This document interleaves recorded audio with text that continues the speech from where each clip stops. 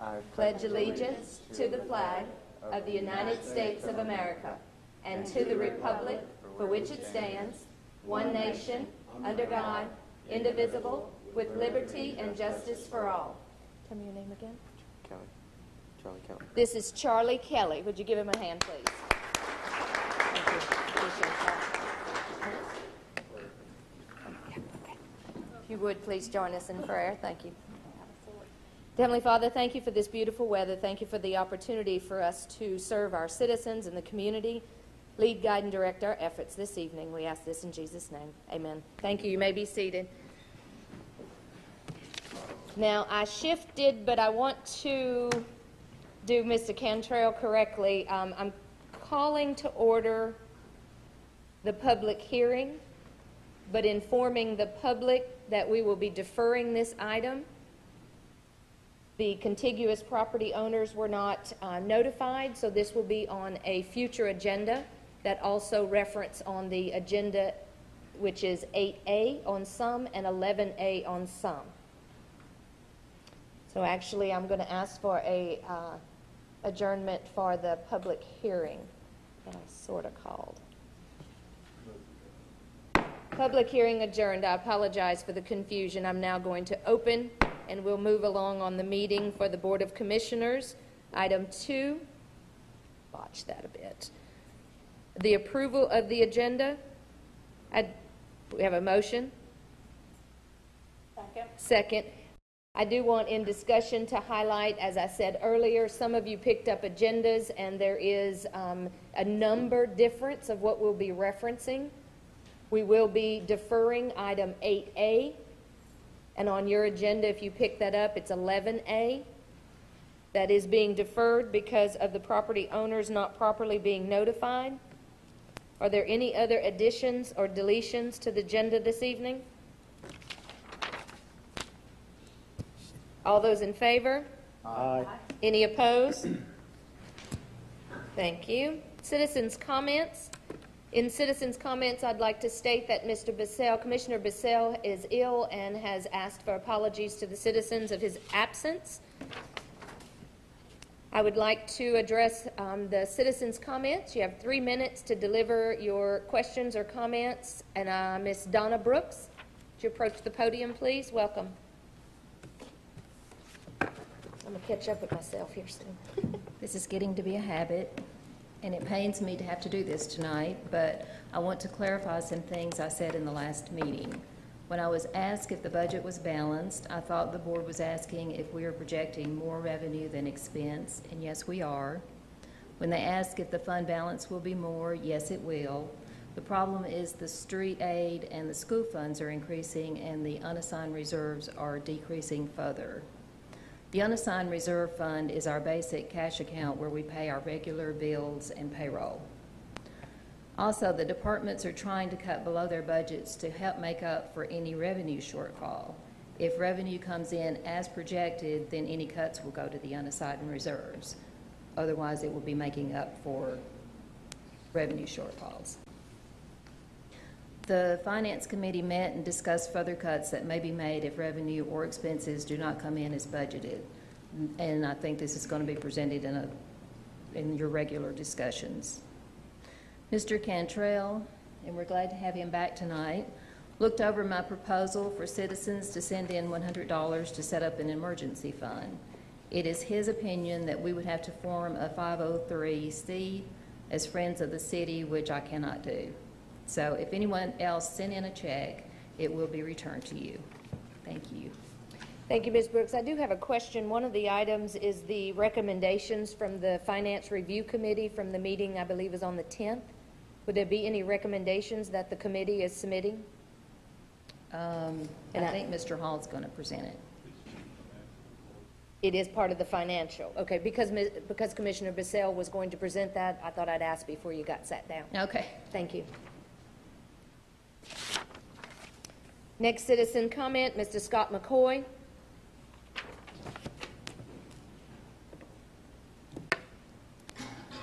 I'm going to modify my comments slightly because Commissioner Bissell is not here, so I'm going to skip part of that and come back on another day. Over the past 9 months, I have observed a continual pattern of irresponsible, juvenile, and at times despicable behavior from 3 members that sit on our current Board of Commissioners.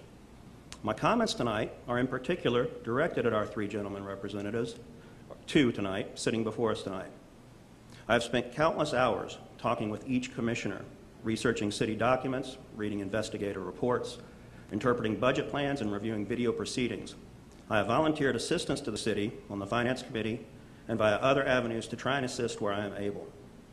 I have taken an active role to try to attempt to educate fellow citizens so they too might gain awareness and expect more from our elected representatives. I will continue to ask questions where warranted on our city governance and our current and future candidates to run for office in the hopes that we, the people, choose our representatives and judges with wisdom rather than emotion. For this, I have been chastised. I've been called a sinner, a liar. People have driven by my home to peer in and report on my yard. My small business has been called scandalous. I've been threatened that my computers will be infected with a secret virus. I've been threatened that city businesses will alienate me. I've been called a coward for not addressing my concerns personally in this forum, and that's why I'm here tonight. Commissioner Sutton, you have misled me personally on your past votes. You've misled the citizens, documented on video, with your charade asking about raises for our judicial candidates, as you presented that very question to those candidates while your preferred candidate was not present. You then lied about asking that very question on the same video. You've put forth weak theater wherein you asked someone to appear for a city donation while presenting it unsolicited. You've been documented on video denouncing this very behavior you exhibit, which is say one thing, do another representation. Vice Mayor Johnson, you are the only representative on this board not to return a citizen survey, and I suppose you must feel a little accountability to those you were elected to represent. You have yet to explain why our fireworks display was delayed to the point that some folks packed up with their children and went back home after spending hours waiting for the display. Why was the band not stopped so that the fireworks could be launched on schedule instead of an hour late? What was more important than our citizens leaving for home, disappointed at this latest failure of execution by this board for even this simplest task? All 3 of you gentlemen voted for an underwater budget, while at the same time voting to prevent our female BOC members from exploring other options. You voted for 12 cars versus 8 requested. You voted for a fire truck that we neither need nor can we afford. You participated in a kangaroo court against our mayor, who was later vindicated in a costly investigation, leaving our city damaged both financially and in spirit. All 3 of you should be ashamed for the disservice you have brought upon our city and the dishonor you have brought upon this board. I hope you think about my words this evening and embrace the concept of making decisions based upon the needs of our city versus being driven by personal vendettas and misguided emotions. Thank you.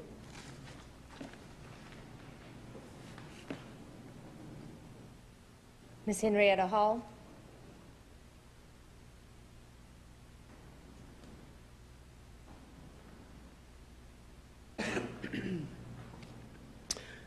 Good evening. My name is Henrietta Hall. I live and work in the city limits of Fairview. My husband and I own a business in this city, and we're invested in the city in many ways. I vote and have made it my goal to be an informed voter and be about helping others to also be informed. I am taking this time tonight to express my concerns and hope for the future of Fairview. I have observed over the past 9 months many disturbing behaviors and actions with this Board of Commissioners. I know that more than just a few concerned citizens have also taken the challenge to be more informed voters. In the process of being more informed, we ask questions, we express our thoughts, we suggest that you all take advantage of this group of people. They're very diversified, showing interest in the city because of our personal lives, things can change for the better of the city. I encourage you to work together that for the better of this city, that you participate rather than belittle the things that people say or ask. Please open your minds to new ideas and people that could make the city run more smoothly. If someone points out that there might be a better way Don't take it as an attack on your authority or a person. Embrace new ideas and the people who might just have a different experience than you and know a little bit of a better way that things could be done. Give people a chance to share their ideas for making our town better. It is my hope that this business of running the city will become more polished and thoughtful in the long-term goals that I hope the city will set. But for this to happen, you, as the Board of Commissioners, will have to work together and recognize where things are not working and resolve to work together towards a better solution. Be the leaders that you are, that we hope you are, and that we put you in office to be. Put the interests of the people of this city first. Listen and discuss the ideas. Work together to find out what might work best to achieve those goals for our city and those who work within the City Hall. Be the leaders you were voted to be. Stop bickering between yourselves and share with the people how you plan to vote and why. Work together to see great vision for what this city can be in the future. Inspire those of us who live here and now and might in the future with what you see this town to be in the next 10 or 20 years. Share that dream. What tomorrow can be for our town, so we, the citizens, might want to jump on board and help that dream become a reality. Make it a goal to stay within your budget and fiscally conservative while saving for future needs. Know that what and how you behave and decide to vote affects all of us. Please be a better Board of Commissioners than you have been in the past, and work together to have our city become all it can be for the future. I will be praying for you, and I pray God will lead you in the right path for this town and this people. Thank you for letting me speak. Thank you. Ms. Sherry Lewis.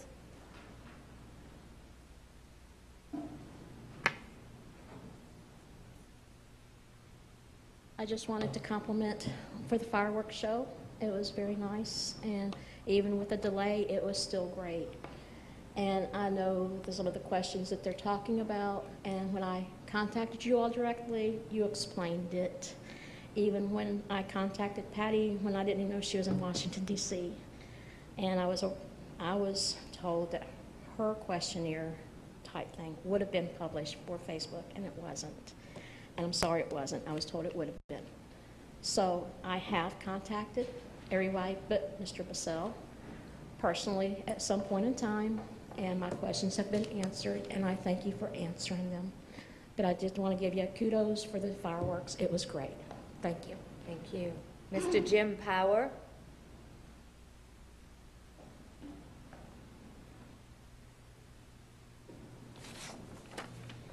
Recently, I applied for the Planning Commission. When I applied for the Planning Commission, I knew I would not be appointed to the Planning Commission. I knew this because I've been told on several occasions that we put back, if you're on the commission, we will reinstate you. That's the way we do it. That's the policy. I don't know if it's the policy, it's the way it's been done. I recently seen when somebody didn't show up, we didn't notify them. Let's give them another chance. Next time you get a letter from them, well, let's give them a third chance. You wonder why tonight, again, on the agenda, fill these seats and these boards. Wonder why you don't? This is why you don't. I don't care, and as a matter of fact, I don't want to be on your planning commission. I would never ask again to be on your planning commission. And if you're going to just reinstate people, why even advertise it? Isn't that a little bit of a waste of the city's money? If you go down here and send to the paper, say, we've got 3 positions to fill, when in fact, you're just going to put the very people back on there. You don't listen to, or you don't, I mean, the last week there was somebody nominated before I even had a chance to speak. They was nominated. The other thing is I think that whenever you put contractors, developers, and I'm sorry, Mayor, but real estate agents on the Planning Commission, you're putting the fox in charge of the hen house. I've seen this in various towns, and what happens is the developers run the Planning Commission. Then you get what the developers want. You don't get what the people want. And I'm sorry, but that's the way I feel about that. And I just think that it wasn't done properly. I don't think the procedure, if you got rules, follow your rules. And I thank you for your time. Thank you. Thank you. Tonight we have item 4, Business Spotlight. We would like to welcome GraceWorks West. Hello, Ms. Kristen. Ms. Sherry. Welcome. Good evening. My name is Kristen Ertel. I am the new manager at GraceWorks West. On July 1st, GraceWorks Ministries out of Franklin merged with Helping Hands here in Fairview to be able to provide some support and to be able to make sure that we are doing everything that we can to help to support the people in the community. And so I am very excited about all that is going on at GraceWorks West. I would love for everyone to come by and visit us and kind of see what's going on and what we're doing. GraceWorks West will now be able to help our neighbors that are in crisis or in emergency in many different ways. We're able to provide financial assistance for neighbors that might need help with utilities or rent. We're able to provide some case management services, some one-on-one services for families that just need someone to walk beside them and help them figure out what's happened and where they need to go. We will continue to do food assistance with the food pantry, and we will still continue to do clothing assistance. However, that will look a little different in that we will have a voucher system with a new thrift store that we are hoping to open end of August, 1st of September, that will be open to the public, and in that it will truly be able to bring the community together, to bring us donations, to come and shop, to be able to bring us a source of revenue and income that we can help sustain the operation and help make sure that we have funds to be able to help the community. So we're very excited about that. That is actually coming along a lot faster than I thought it might. So I'm very excited about the thrift store. But starting on Monday, July 21st, we will have new hours for GraceWorks West, and we will be open Monday through Friday, 9:30 to 2:30. For anyone that needs any type of assistance, they can come see us.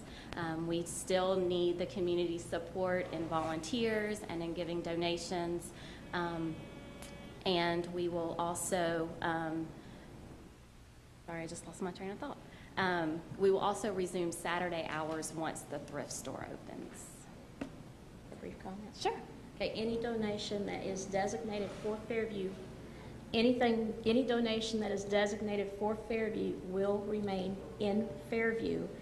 It's not going to go to Franklin to where we're just getting pieces from them. What is donated for Fairview stays in Fairview. What Fairview is able to, if you're going to make a check out to GraceWorks, it's GraceWorks West. Either put Fairview at the bottom or put Helping Hands if you know it as Helping Hands, so it gets designated to our account. And we did do a mobile food pantry last Friday, and we served 185 families. 566 people were totally served. That's fantastic. Thank you.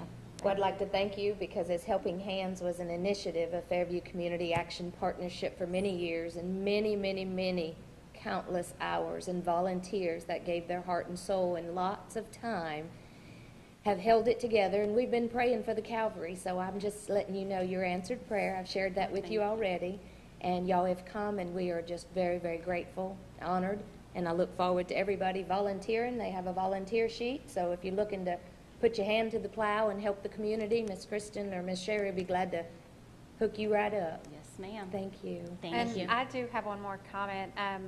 FCAP still exists. Right. And they are moving forward with the Back to School Bash and the job fair and who knows what else, right? Right. So if you want to plug in with FCAP, if you still want to make donations for some of the great events they do, that is welcome also. And I think if you want to speak about the Back to School Bash, like, or you know anything. Okay. I was going to make that public announcement. Okay. The FCAP committee meeting is, I'm not sure about the board, but the committee meeting is what I serve on. and we tried to bring different services from Franklin to Fairview. The Back to School Bash will be August 2nd, 10 a.m. to 12 p.m. The children have to be present to receive the back to school supplies. There are various other health organizations, 501c, that will have school supplies also, and they will be able to see what services are available in the community. But they do have the Back to School Bash and the job fair, and hopefully a lot more to come. Right. Okay. Great. Welcome to Fairview. Yes. Thank you. Thank you. Thank you.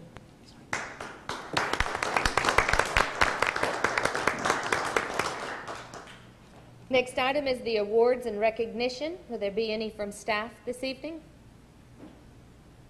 Ma'am, I don't have any this afternoon. Any from the board this evening? All right. And in public announcements, I did have a note here for the Back to School Bash. It is open to the public. Children do need to be present, but everyone will receive until the supplies are gone. It's a United Way conjunction with Fairview Community Action Partnership as well as HOSA. It'll be held at the Fairview High School, as Ms. Sherry said, from 10 to 12 on the Saturday morning.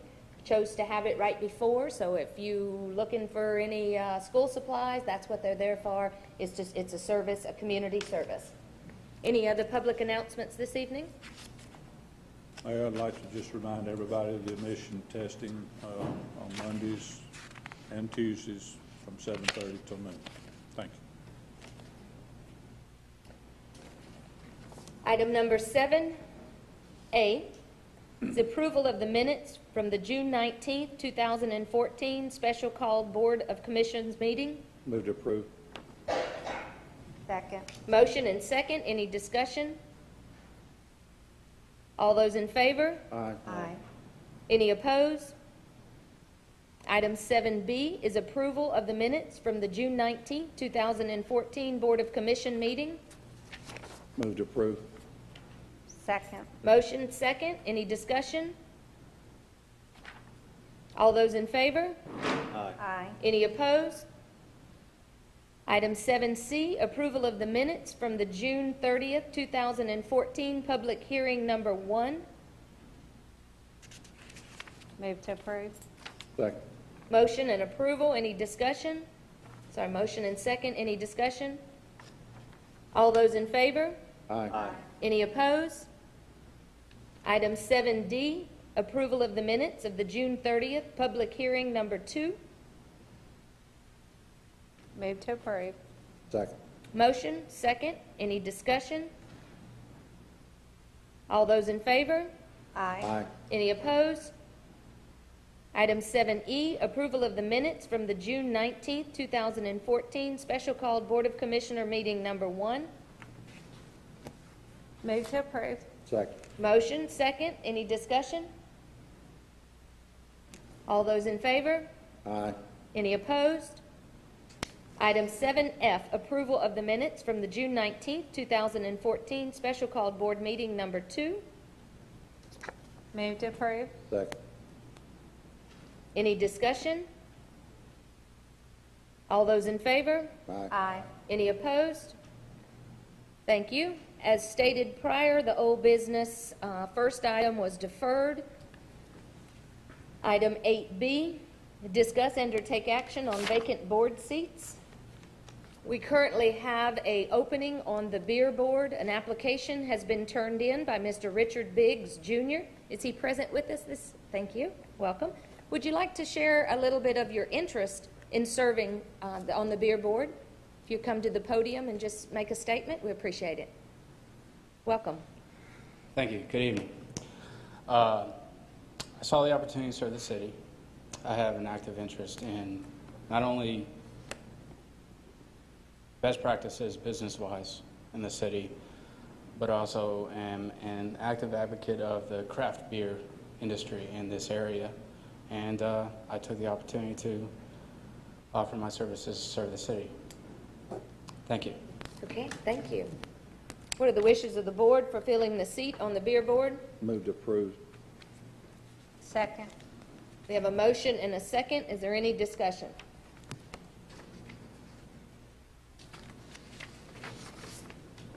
All those in favor? Aye. Aye. Any opposed? Welcome aboard. If you have questions about the committee, Commissioner Sutton is the chairman. I'm sure he'll be able to answer any questions. If you have any questions about the meetings or the timing, City Manager Hall or Ms. Johnson, either one of them will be glad to give you that information. I'll just ask before the evening that they have all of your contact to get the information out to you promptly. Thank you. Welcome aboard. Thank you for serving. Thank you. Item 8C, discuss and or take action on the Fairview City projects. City Manager Hall. Thank you, Mayor, Vice Mayor, Board of Commissioners.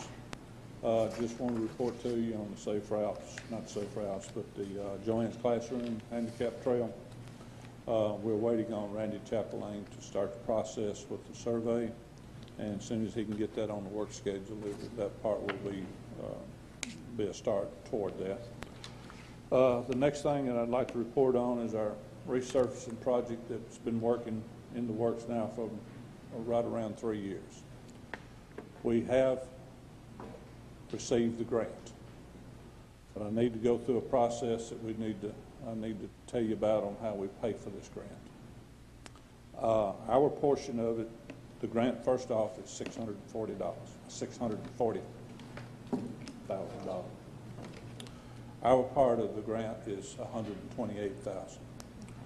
But the problem with it is we may have to fund it all and then get reimbursed the share of the 80% that they're going to fund back to us. We already have an investment of $24,000 in that grant. Right now, the city cannot afford to fund that grant, but we do have a plan that y'all will have to give us your approval on. We can go through the comptroller's office and get what they call a grant anticipation note, which we can go to the bank then and get the loan to pay for it. And then when we get our funds back from the state or federal government, however, I think it's kind of a combination of both, then we can pay that off, which would have to be paid off in this fiscal year. And our share of it, by that time, our state street aid money should increase enough to take care of paying our share of it. We have till September 1 to initiate this grant. So the timing is, once you tell me which direction to go, we will take care of it and go forward. So that's my report tonight, and all I can do is lay it on the line, and that's where we're at. I have a few questions. Questions from the board? Is this, if you take it and you get the loan, we're obligation to make monthly payments until the money comes in, or is it we have a certain amount of time to?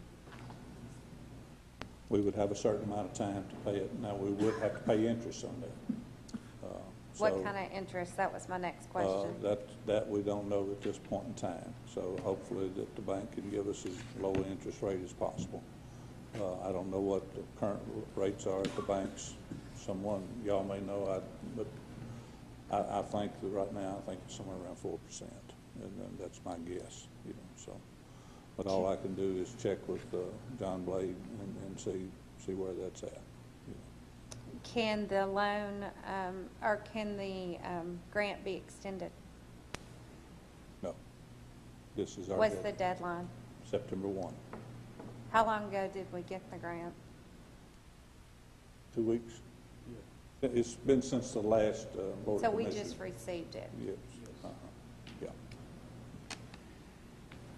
But when was it turned in? I mean, we didn't turn it in 2 weeks ago. It's been a process for 3 years? From 3 years ago. Do you have the actual date on it, Frank? It's about 3 years ago. But see, it was started in 2011. Yeah.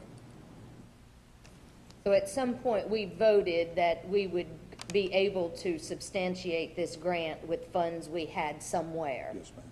Funds are no longer there. No longer, but Other questions? can you kind of give us a little highlight on what this would cover as far as the resurfacing? It's the, It's Old Cox Pike, okay, Cumberland Drive, and from my studying it, it's going to go all the way to the subdivision at the city limits and to the subdivision on Cumberland Drive. It would include the milling, the shoulders, the paving, and the striping. okay. Well, I really don't feel like I could make a decision until I knew exactly details and the loan, like how long would we have to pay back? What's the exact interest rate? It seems like you hate to lose the money because those roads need it. At some point in time, we decided that it was a good idea.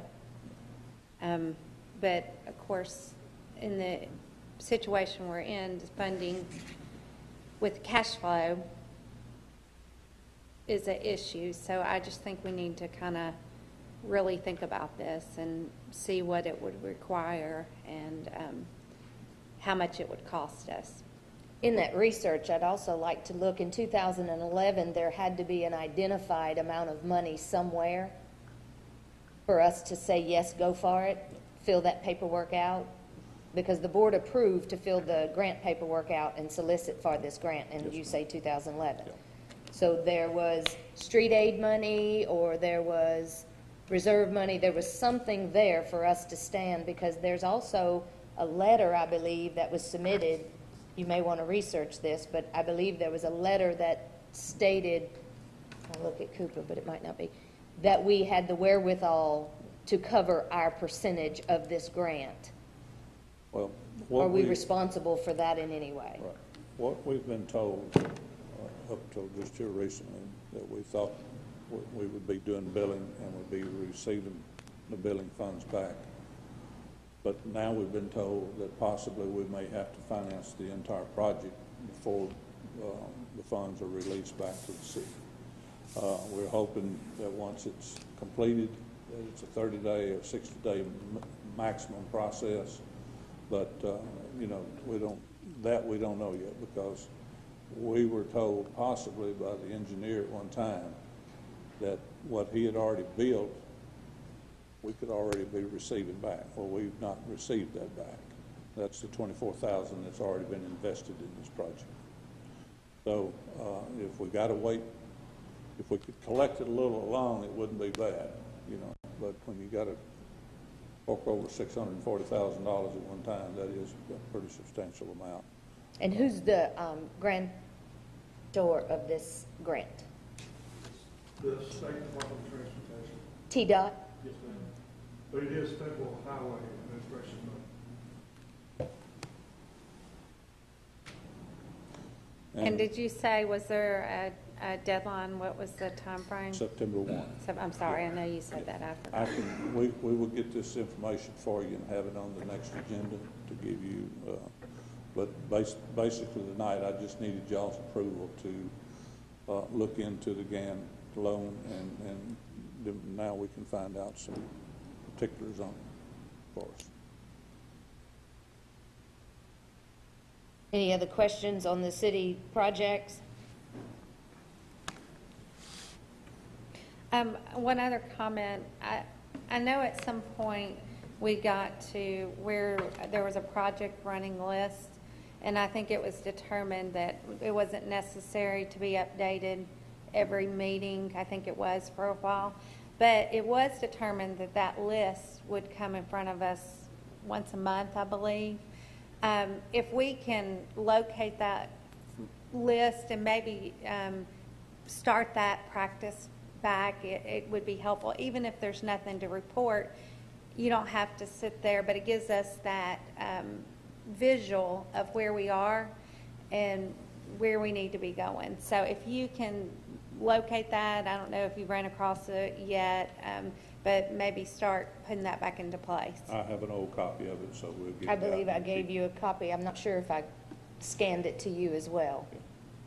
It's long, it was landscape, and it had it broke down when we worked with one of the grant writers. It had it broke down of what was city, what was local, and then most of it MPO, which we've been working with, and then what was grant or federals.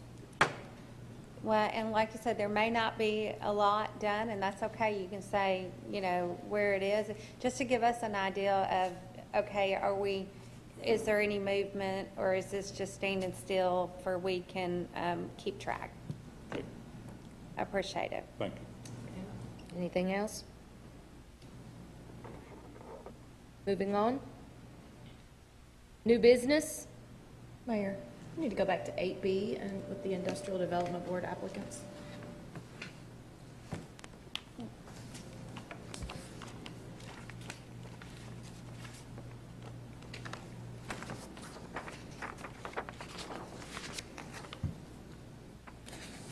How many do we have?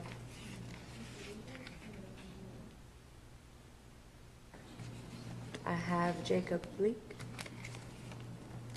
Mr. Weaver, is it in the packet? Did I miss it?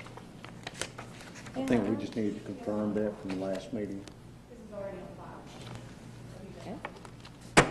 That's why I missed it. Sorry. Thank you for the heads up. It's been notified that 8B, in discuss and take action on vacant board seats. We're going to revisit 2 board seats. One is it's for the Industrial Board, which meets as needed, and that's Mr. Ken Weaver. You're present, sir.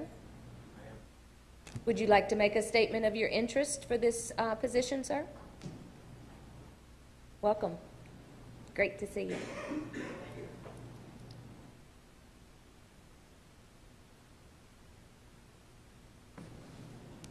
Good to be able to be here. Yes.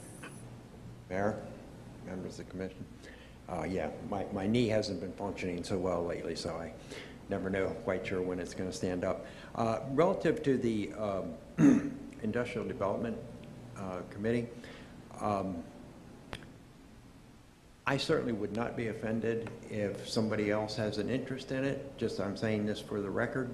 On the other hand, I'd be very proud to serve the city in this particular capacity.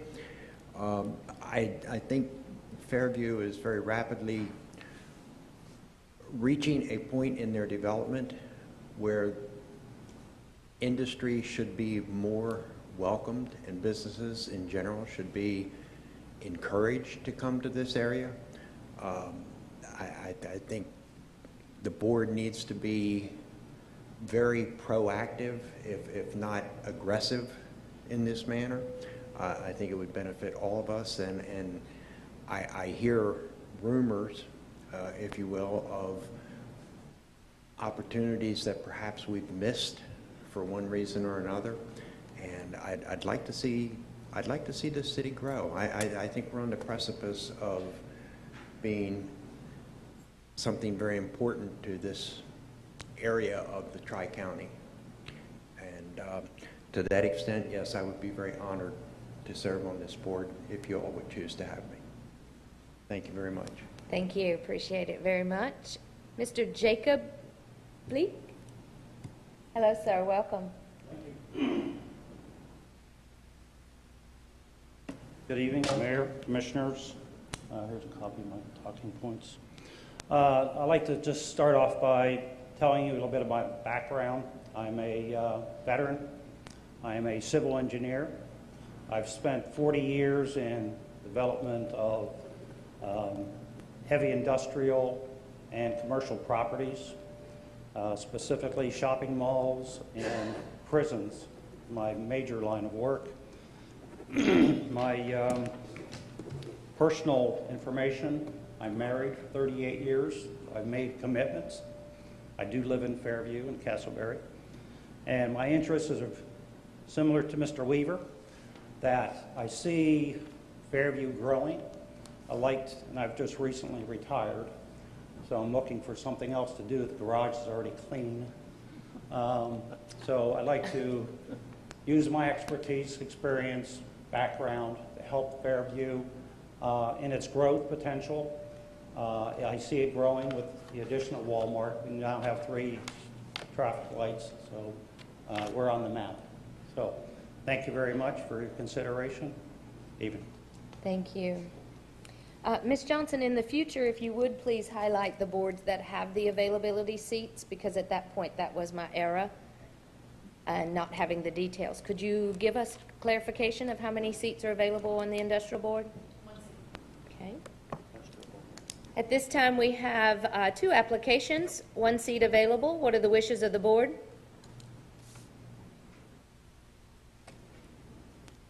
Mayor, if I could, later on tonight, this may be out of order, I don't know, I will be resigning from the industrial board. There will be 2 seats available, just for information purposes. So that we can be able to go ahead and move forward with these 2 applications we have. You'll only be able to address the one tonight because you don't have his official Understand. resignation, but you could certainly Pre-information we have, but we Right. cannot address it. But I do appreciate you putting that out if that's your interest. Other discussion? What are the wishes of the board for filling the industrial board seat at this time? If I have the names right, Bleak and Jacob Bleak. okay. I would like to nominate Mr. Bleak for the position. Second. Discussion? With Mr. Weaver's acknowledgement to that fact, I would support Mr. Bleak. Any other discussion? All those in favor? Aye. Any opposed? Thank you, Mr. Weaver, for your volunteerism in the past, and thank you for your opportunity to open the doors for as we need. We do appreciate you putting your application and being willing to serve. I do want to welcome Mr. Are we saying it correct? Is it Bleak or Blake? Bleak. Bleak. We'd like to welcome you aboard to the Industrial Board. Thank you for your application and your volunteerism, your willingness to serve. Would like to just make note as far as any information you may have. Commissioner Sutton would be glad to answer any questions about past information, or City Manager Hall or Ms. Johnson for future meetings and making sure they have your information for contact. Thank you. Welcome aboard. And I hope you apply when the new seat comes up, and appreciate your service. Okay. I believe that was taken care of. I appreciate that. Any other old business pieces? Nope. Now we'll move on to new business. 9A, discuss and take action on recommendation from the Planning Commission on rezoning application for property located at 7062 City Center Way, map 42, parcel 173.00, 1 acre, from RS40 to Town Center Overlay District, municipality. I think it's Main Street mixed use. Okay, mixed use, and that is Karen Dirksky, owner. Is she present? Mayor, A and B are recommendations from the Planning Commission for rezoning. This is the only time that the ordinance doesn't apply to them because they aren't doing business with the board tonight. The business to be done is between the board and myself. This is just authorization to prepare those documents. What are the wishes of the board? So moved. Second. Motion and second. Any discussion? The only question, Mr. Sutton, did you, during the planning commission process, did they say, do you know what the business is going to be, or they're just rezoning, or? No. It says multi-use. I didn't know if it was stated on the record in the planning commission when that, okay.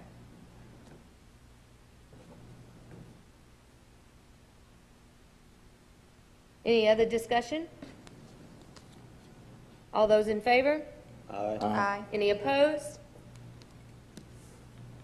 Motion carried. 9B, discuss and or take action on recommendation from the Planning Commission on rezoning application for property located at 7061 City Center Way, map 42, parcel 172.58 acre, from RS40 to Town Center Overlay District, Main Street mixed use. I didn't know it was written out. John Harrison, owner. Mr. Cantrell? I do it from memory. That's the same as A, Mayor. It's just authorization to prepare the documents. Move for approval. Second. Motion and second, discussion? I just have the same question. Do you know when they came in front, what it was? There was just, I can't tell you exactly, but I believe there were some comments about a tea shop, something like the structure being built over there. So they have a buyer in there? Yes. Okay. Yes. Okay, thank you. Other discussion? All those in favor? Aye. Aye. Any opposed? Item 9C, discuss and or take action on State of Tennessee Public Chapter 901 relating to notice required by said chapter to the county school system and agreement with the county regarding distribution of proceeds of certain funds collected by the city required by this chapter and TCA 57-4-306. Mr. Cantrell? Thank you, Mayor. This is a new chapter that was signed into law by the governor on May 13th, 2014. The only part we're dealing with tonight is on page 3, section E. And the only reason that I wanted to put this on here is twofold. One, to get the permission from the board to prepare the correspondence to the appropriate authorities, and number two, to make the board aware of what is going on here. The section that the mayor just read relates to collection of taxes on all liquor that's sold by and consumed by the drink at the place of purchase. The legislature has directed, and we have for some time been paying, one half of those taxes collected under that section goes to the city, and one half goes to the county trustee for education, for the expenses of the schools. Page 3, subsection E of Chapter 901 directs that prior to August 1st, information has to be given to the school system that we are collecting those taxes and that they are entitled to receive that revenue. Now, whether they're receiving it or not from the trustee, I have no reason to think that they're not, but we don't have to follow the funds. But that's part of the reason, I think, of the notification, to be sure that all the cities are paying those taxes and that the school system knows that they're entitled to that portion of those taxes, and they can check with the trustee to get those. All I need from the board is permission to prepare a letter that complies with that section for Mr. Hall's signature on the city's stationery, and I will prepare that and get that to him in plenty of time for it to get to the appropriate authority, the superintendent of schools, and I think we should send a copy to the county mayor and also to the county attorney. I have discussed this with him, and the county attorney, he's in agreement with it. He'd just like to have a copy for his files and to be aware of it. The agreement that there's a lot of stuff in here, and I had emailed this to you earlier. Some of it deals with stuff that we have to deal with, some of it doesn't. The agreement that they're referring to is if there's any dispute about whether they have received what they're supposed to receive. And if there's not any dispute, then we don't have to enter the agreement, but we still have to notify the appropriate authority, the school superintendent, and I think as a courtesy, a copy to the county mayor and the county attorney. And I ask the board to give me permission to prepare that for Mr. Hall's signature. Thank you. Motion move forward with the agreement for the agreement be drawn up by city attorney. We have a motion for approval. Second. Do second, discussion? All those in favor? Aye. Aye. Any opposed? Thank you, Mr. Cantrell. Oh, you got another one. 9D, discuss and or take action on State of Tennessee contract with the City of Fairview for mowing and litter pickup. I'm getting an awful lot of time tonight, aren't I? You stacked them up, didn't you?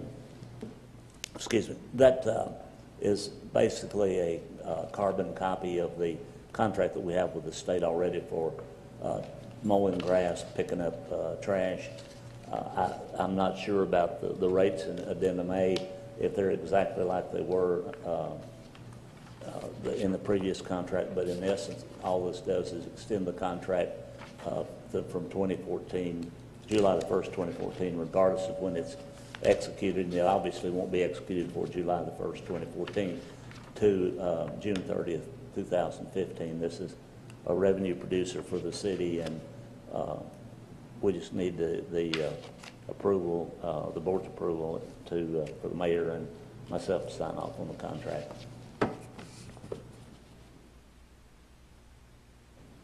Just in question, I would ask City Manager, Mr. Hall, do you have a acknowledgement of what the basis of receipt of revenue this is?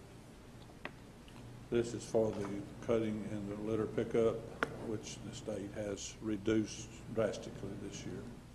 How much are we receiving for this service? Keith may know the exact answer on the amount. If you'll hold 1 second, I'll get him to the podium. Mr. Paisley? Keith? Would you have something to share, sir? If it's the same as last year, is it not a revenue line item? 30. Revenue line item, but the amount has been reduced by the state. The state has reduced that. Yes. The actual amount Okay. for the mowing and litter pickup, it has changed, not in the dollar amount that we would get for doing the job. Our responsibilities shrunk, if that makes any sense. We're not. What did they take away from our services? We're not getting paid to mow along the sidewalks. We're doing the 4 lanes and the 4 lanes only. As far as mowing, they took down our litter pickup is also just the 4 lanes, and that's a 4 cycle per year pickup on the litter and a 3 cycle on the mowing, where it was 6 and 12 last year. So they reduced us a pretty good amount, from about $31,000 down to $2,358. $2,300 a year? $2,358 is what we're getting. $2,358. $2,358 is now the revenue line item that the current budget we just approved has $31,000 in it? No, last year's was $31,000. So what does the 1415 line item for the revenue for the state contract of We the were mowing? hoping that it was going to be higher, and we actually put that in at $18,000. 18,000? Yeah. So we have a $18,000 revenue line item, a contract that's being asked to approve this evening to extend the contract. We're getting $2,350, where we used to receive $31,000. Yes. And can you tell me the hours and the time of the employees that'll be spent versus the $2,350? We may not want to extend or renew this contract, is where I'm going with this. How Right. much are we paying employees gas and service to mow what they are now saying we're responsible for if we turn this in, that they'll give us $2,350 for? How much are we spending to get that? I'm not sure on that exact number. It takes the guys, say 3 guys mowing, about 2 hours to do that. But we do that now, how often?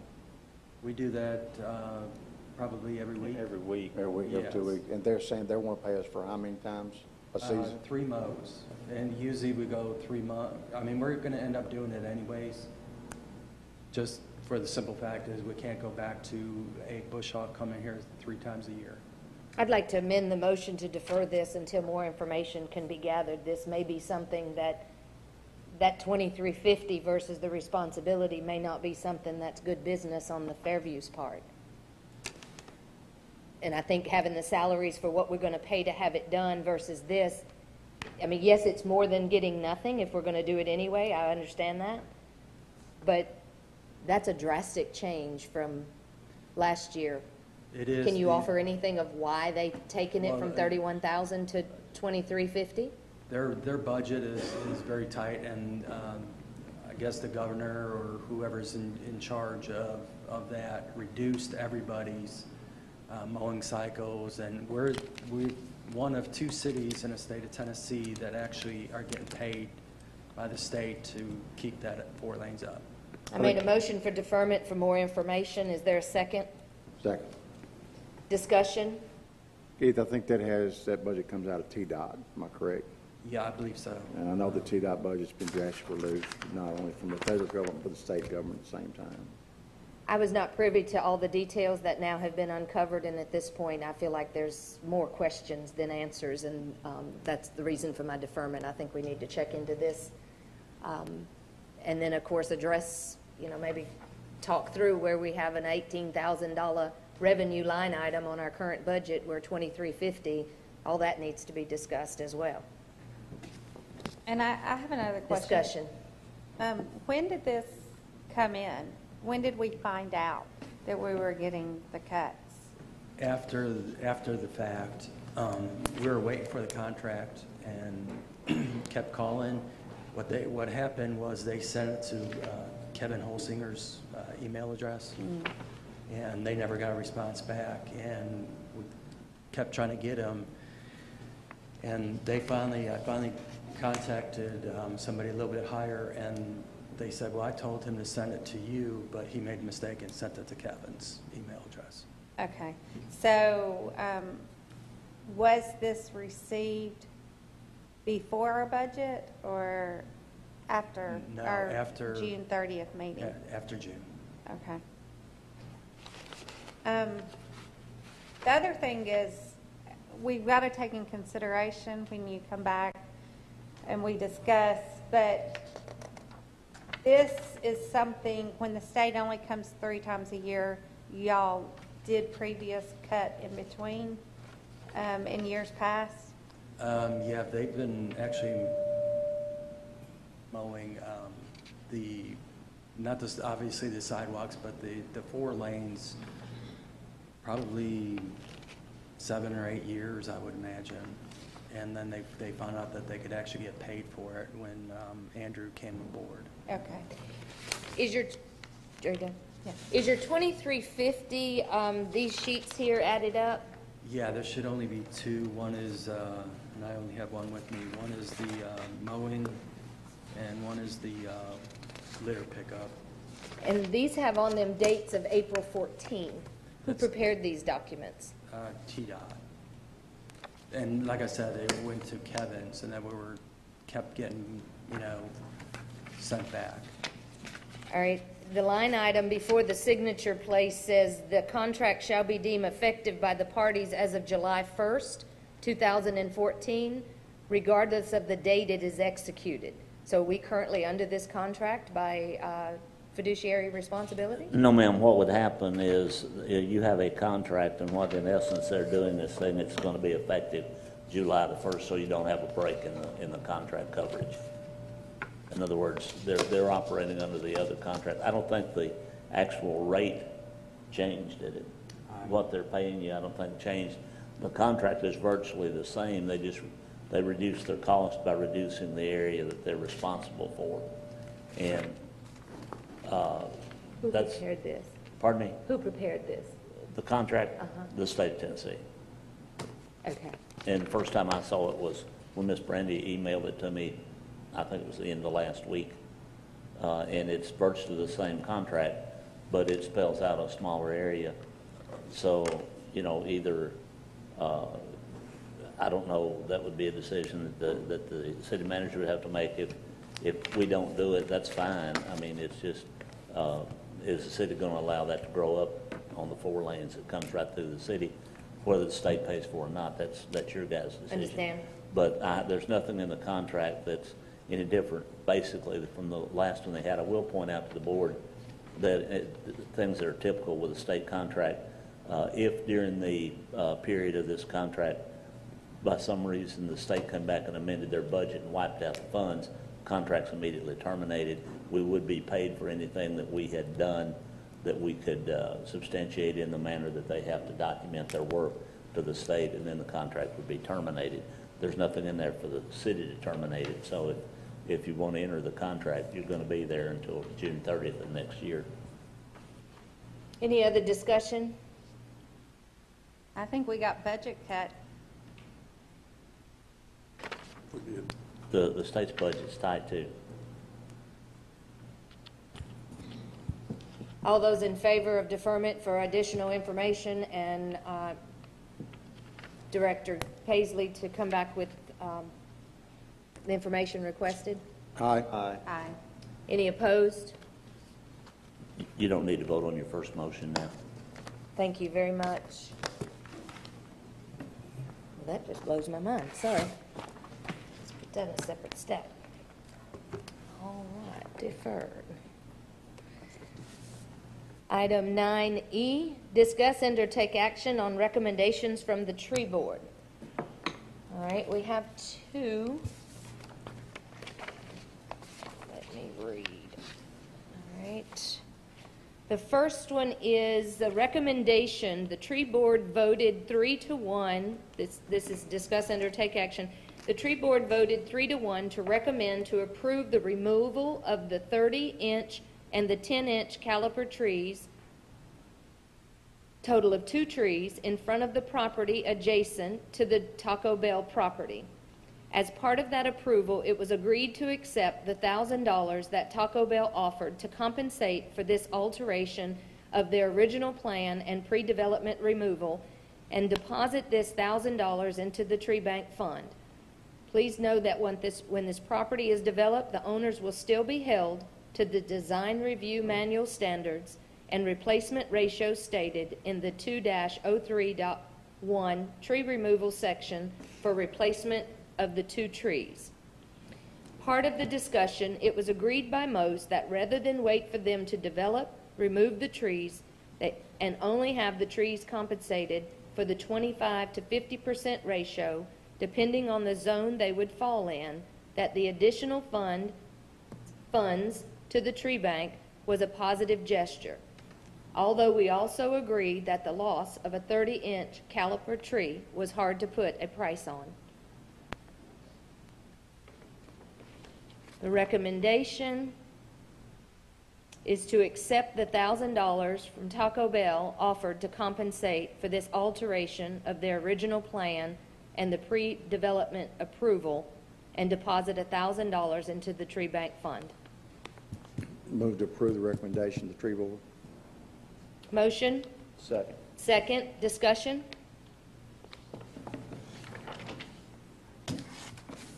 Can you clarify again? Did they change their plan? Is that what I... And was it by a request of... Why did they change the original plat that was brought forth? Well, I think the tree was going to be removed irregardless. Okay.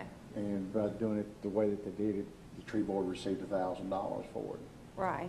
And it's, go ahead, it's already in the plans and taken care of. It's not something that had to be an afterthought. Okay. So it wasn't a new request. Nope. It was already in the approved. Okay. Thank you. Any other discussion? All those in favor? Aye. Aye. Any opposed?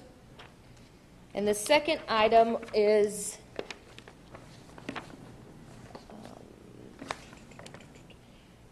we are following up on a deferred item from March 6, 2014, which was a discuss and or take action on the recommendations from the tree board. It says, in accordance with one of the duties of the tree commission as commented in Title 8, Section 13-404.4, to study the urban forest, including problems involving the city tree population, and seek ways to implement needed work, the tree board recommends the tree planting and protection ordinance be amended to provide that on public properties within the city of Fairview, the loblolly pine density standard of a basal area of 60 to 80 be adopted. Vice Mayor Johnson notes the forester stated in the workshop, but would like it in writing, so I would like to make the motion to defer, with Commissioner Carroll seconding. All were in favor. So this is picking up on that deferment from that March meeting. The letter is from the Jeffrey Pyatt, the district forester, dated July 8, 2014. Dear Commission, I recommend that mature loblolly pine plantations located in Fairview be thinned to a basal area of 60 to 80 square foot per acre. This is an optimum density for loblolly pines to grow and remain in a healthy state. Please contact for any information. Move for approval. Second. Motion and second. Discussion.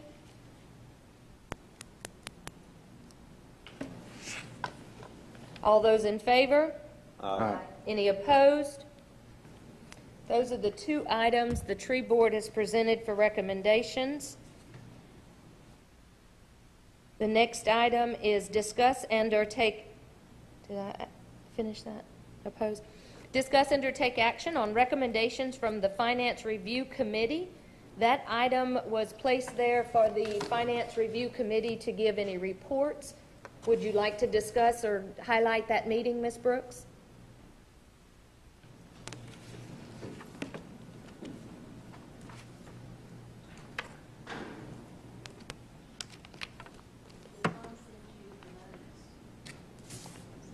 We do have some financial report notes, if that's what you're referencing, yes.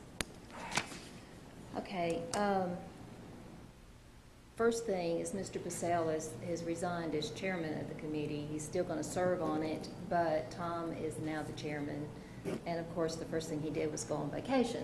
So, Can you hold on? That was, right- yes, Hold on right there. yes. you'll be staying there? No, you stay, you stay. I need to ask the attorney a question. It was my understanding when the Auditor. auditors came in that their recommendation was that Tom just attended the meeting but not had a vote in it. So we may need to fill that seat because I don't think he can hold. We'd have to get the minutes and look and see what it said, but no, I agree with you. You shouldn't have two positions on the same board.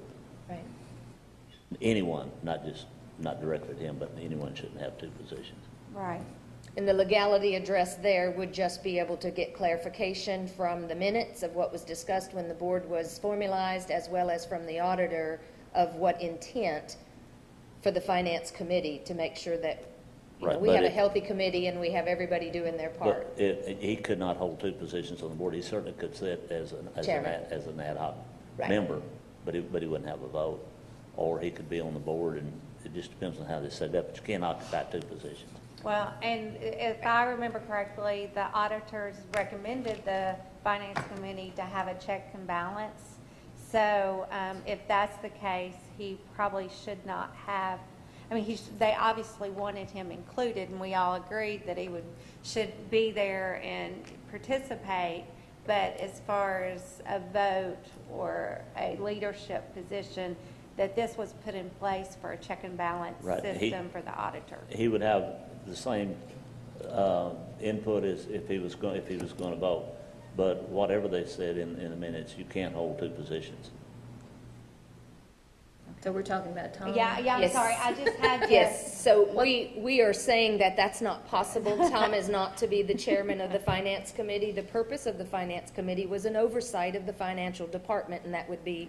Okay, that was probably my fault because I suggested it because I thought he should be the voice of the finances of the city.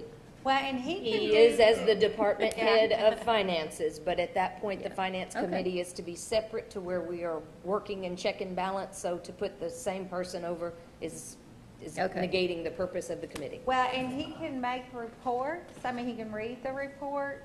I don't know that there's a problem, but as far as being the chair overseeing y'all's meeting, but I do, even if we pull the tape, I do believe they recommended that, another face. So anyway, going, not to stop where you're going, I just needed to have clarification while you were thinking about it. Yes, thank you. On June 30th, Mayor Toddy requested that the Finance Committee establish a stabilization plan for rebuilding the reserve fund balances. We actually didn't make a lot of progress on the stabilization fund. but we did determine what we need to do to arrive at that. Tom recommended that we do a comprehensive fiscal policy that would contain the stabilization plan, an operating budget policy, a fund balance policy, and cash management, the whole works.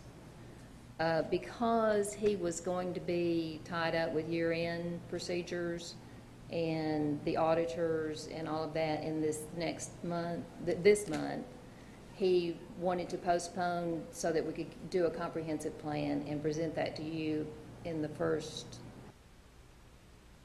October, your first meeting in October.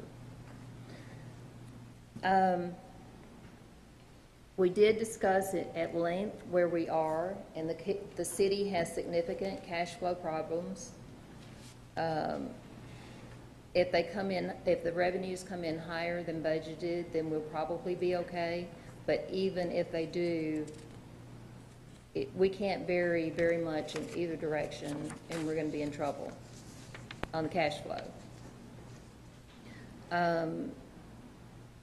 We discussed several things that might be done to get us out of this place, and one of those things was to sell city property. We would highly recommend that y'all proceed with that. Those funds would go directly to the reserves.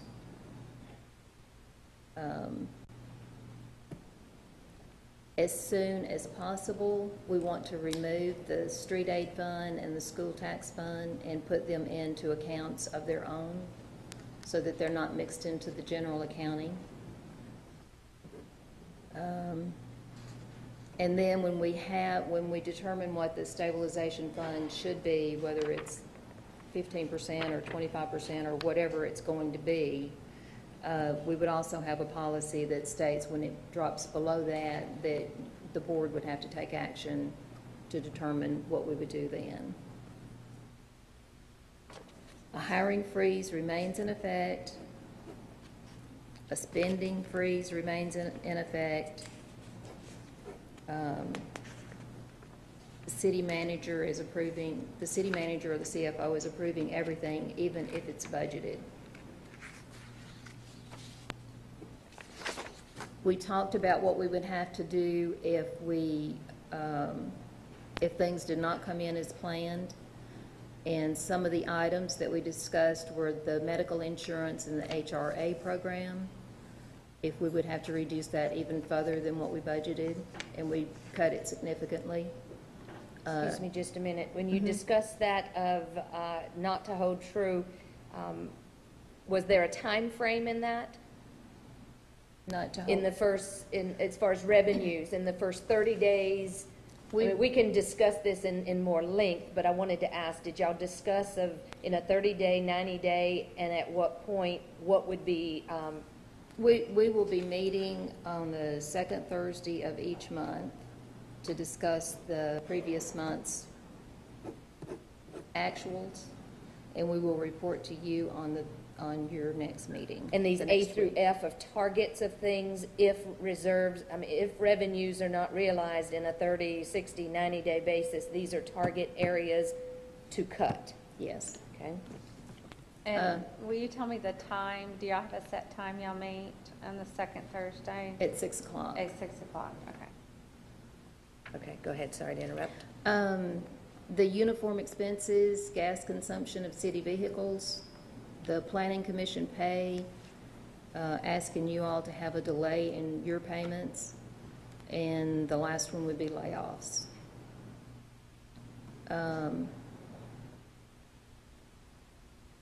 Did y'all discuss maybe like vehicles, like right now, non-essential employees get to take their vehicle home, what kind of effect that might have? We did discuss that, and it's basically that maybe no one will get to take a car home if it comes down to it. What is for this board to come to a position of a plan of action?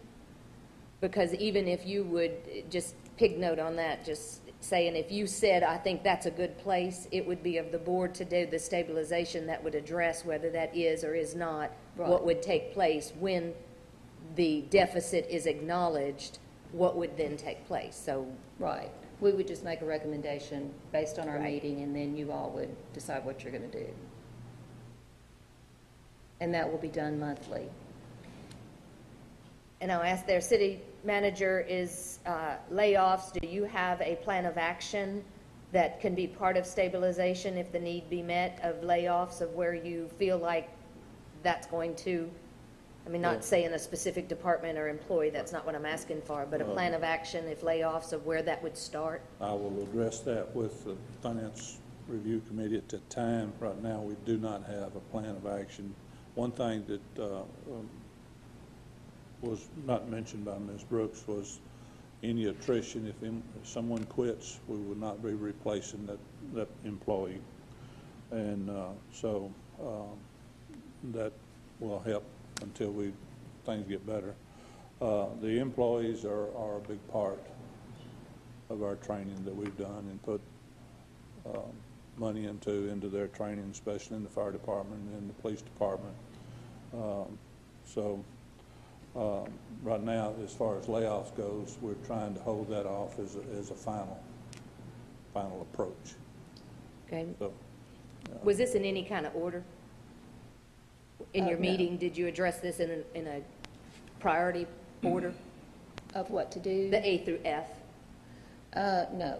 Okay, just asking We if were there was just any kind of order identifying. or rhyme or reason for the, Yeah, I no. believe the medical insurance is the primary first thing to approach. I wouldn't mind, because obviously Tom had given you something to read, or were you going to read or comment? What she's going over. Okay, is so pretty well it. it's the same. She's pretty well covered it Okay. pretty good, so. Okay, just want to make sure you didn't have And, anything else. okay, we were at C. The other thing that I missed was that we get that advance on the property tax, which I think we can get up to 60% from, I'm not sure if it's from the state or the bank. It would be With from the state bank. approval. It's the same as going through the comptroller's office. What that is a tax anticipation note. And So- it's the same thing as the taxes come in better toward November, or not November, but December and January and February, then we can take those funds then to pay off that tax anticipation note. So, and also with this, there would be interest and Absolutely. Yes, ma'am. And I'll nothing's find out. for free. I'll find out that interest rate for you between now and the Thank next you. meeting. And part of the reason that came up is because of this street resurfacing grant that we knew at that time, I think we only thought we were going to have to come up with the city's portion, not the whole thing. So, and then there's the safe routes to school. Did we establish when that's got to happen? Frank, have you got a deadline on the safe routes to school? Safe Routes to School has, of course, that's 100% reimbursement. It's approximately, the total project cost is $250,000. We have scheduled the construction on that to begin in May or June of next year. So it may be that if we will be doing the educational portion of it, which is $30,000. In doing that, we may have to pay the bills, the invoices on that $30,000, and then get reimbursed by the state. But it will be 100%.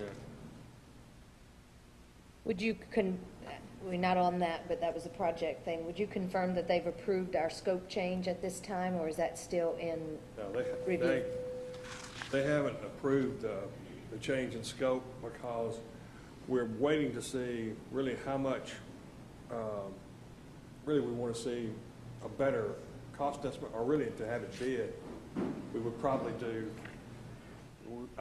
as I understand it, we would do a change in scope after it's bid, so we can tell how much we have to cut out.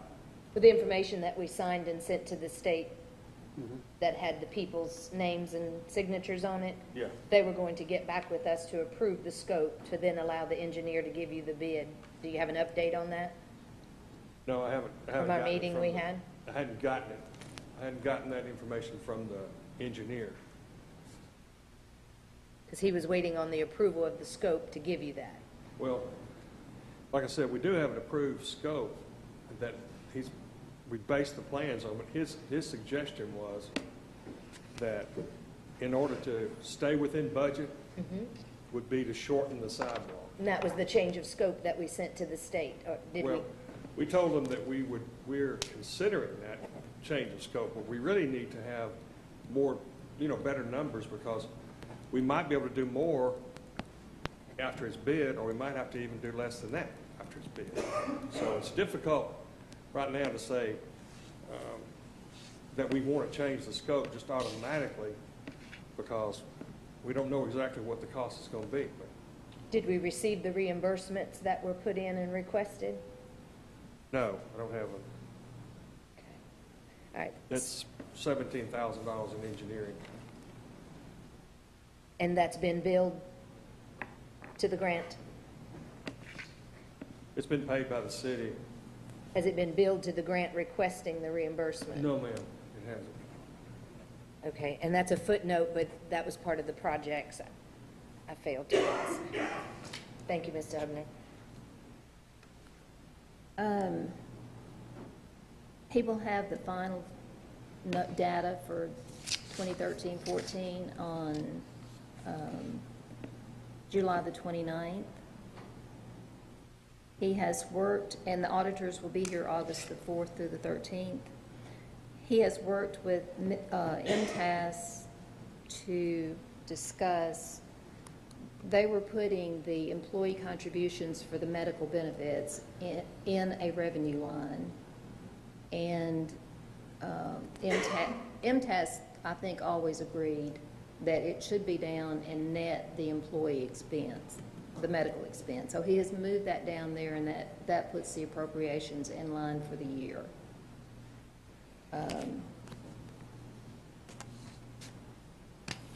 And then, like I say, we'll be updating you every month on where we are.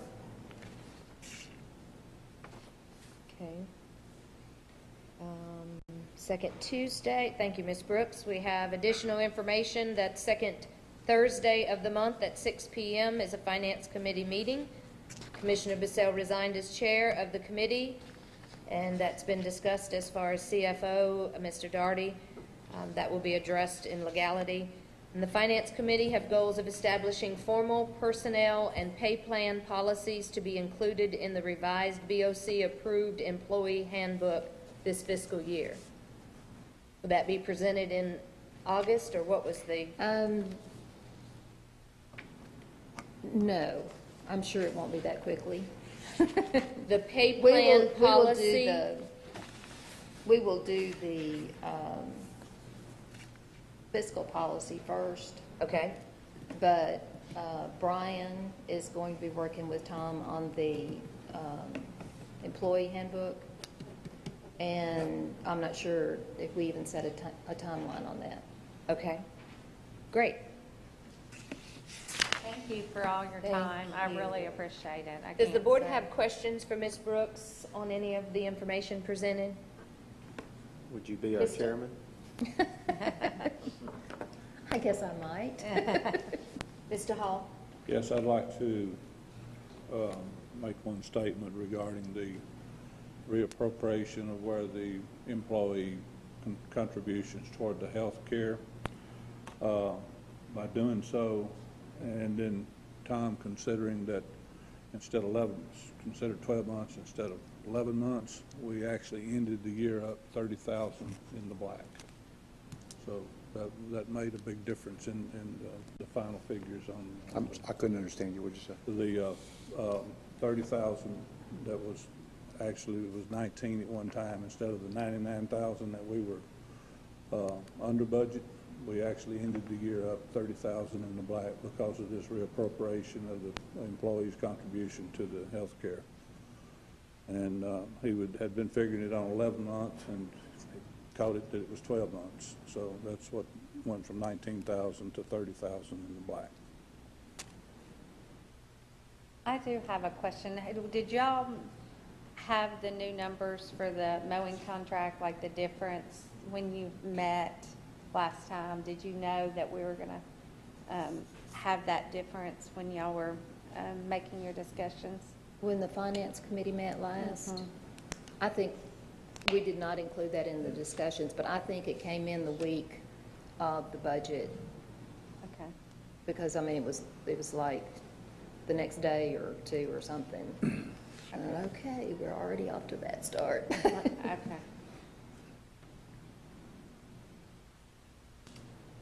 And let me say this about laying off employees. I have done everything I could do to keep from saying that because I don't want the employees to be anxious.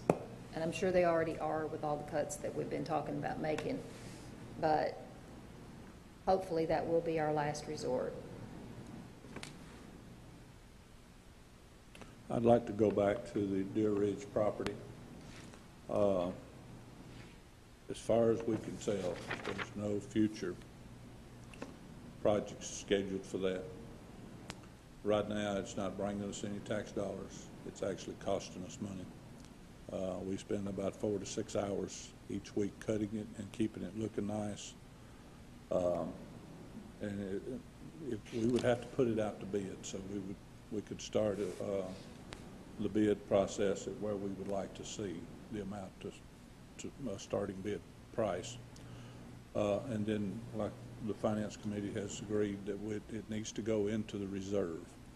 And so I know a lot of people think that you shouldn't sell off your assets to balance your budget, but I think this is an asset it's not helping us at all.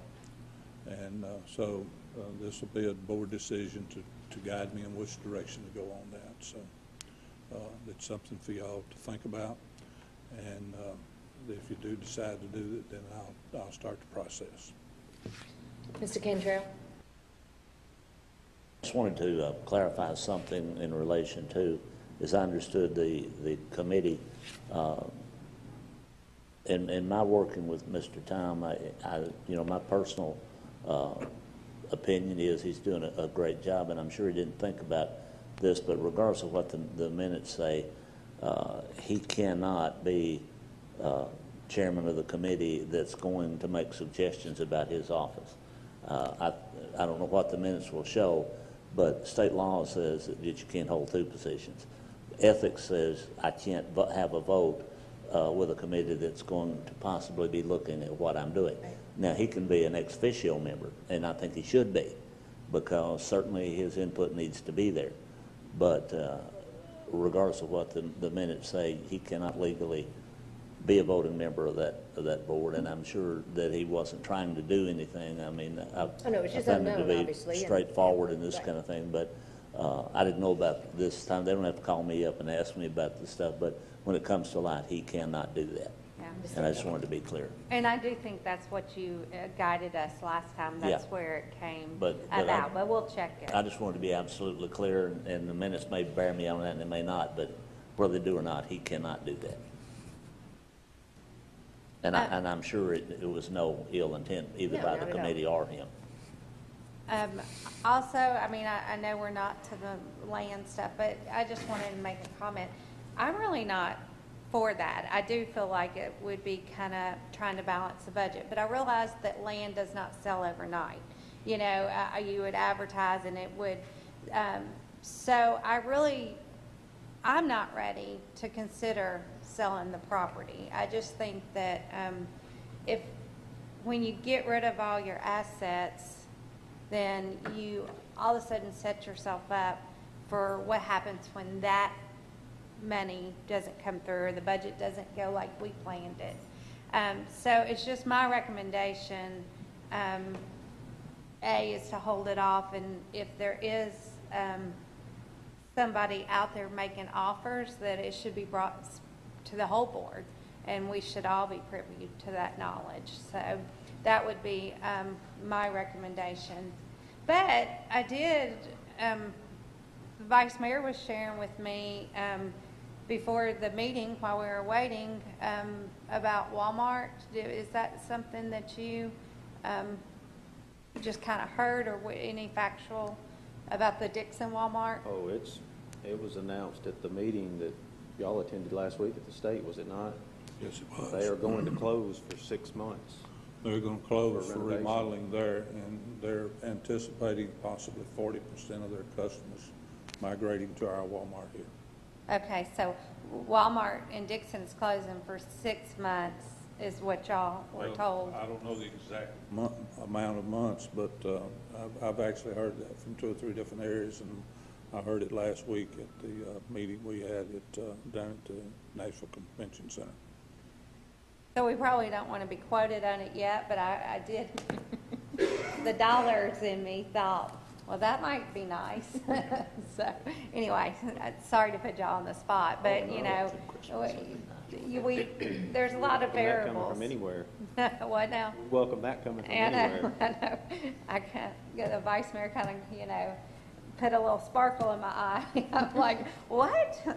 So anyway, if it happens, we will appreciate any Dixon business. We're right on the way home. They can stop by and shop at our Walmart.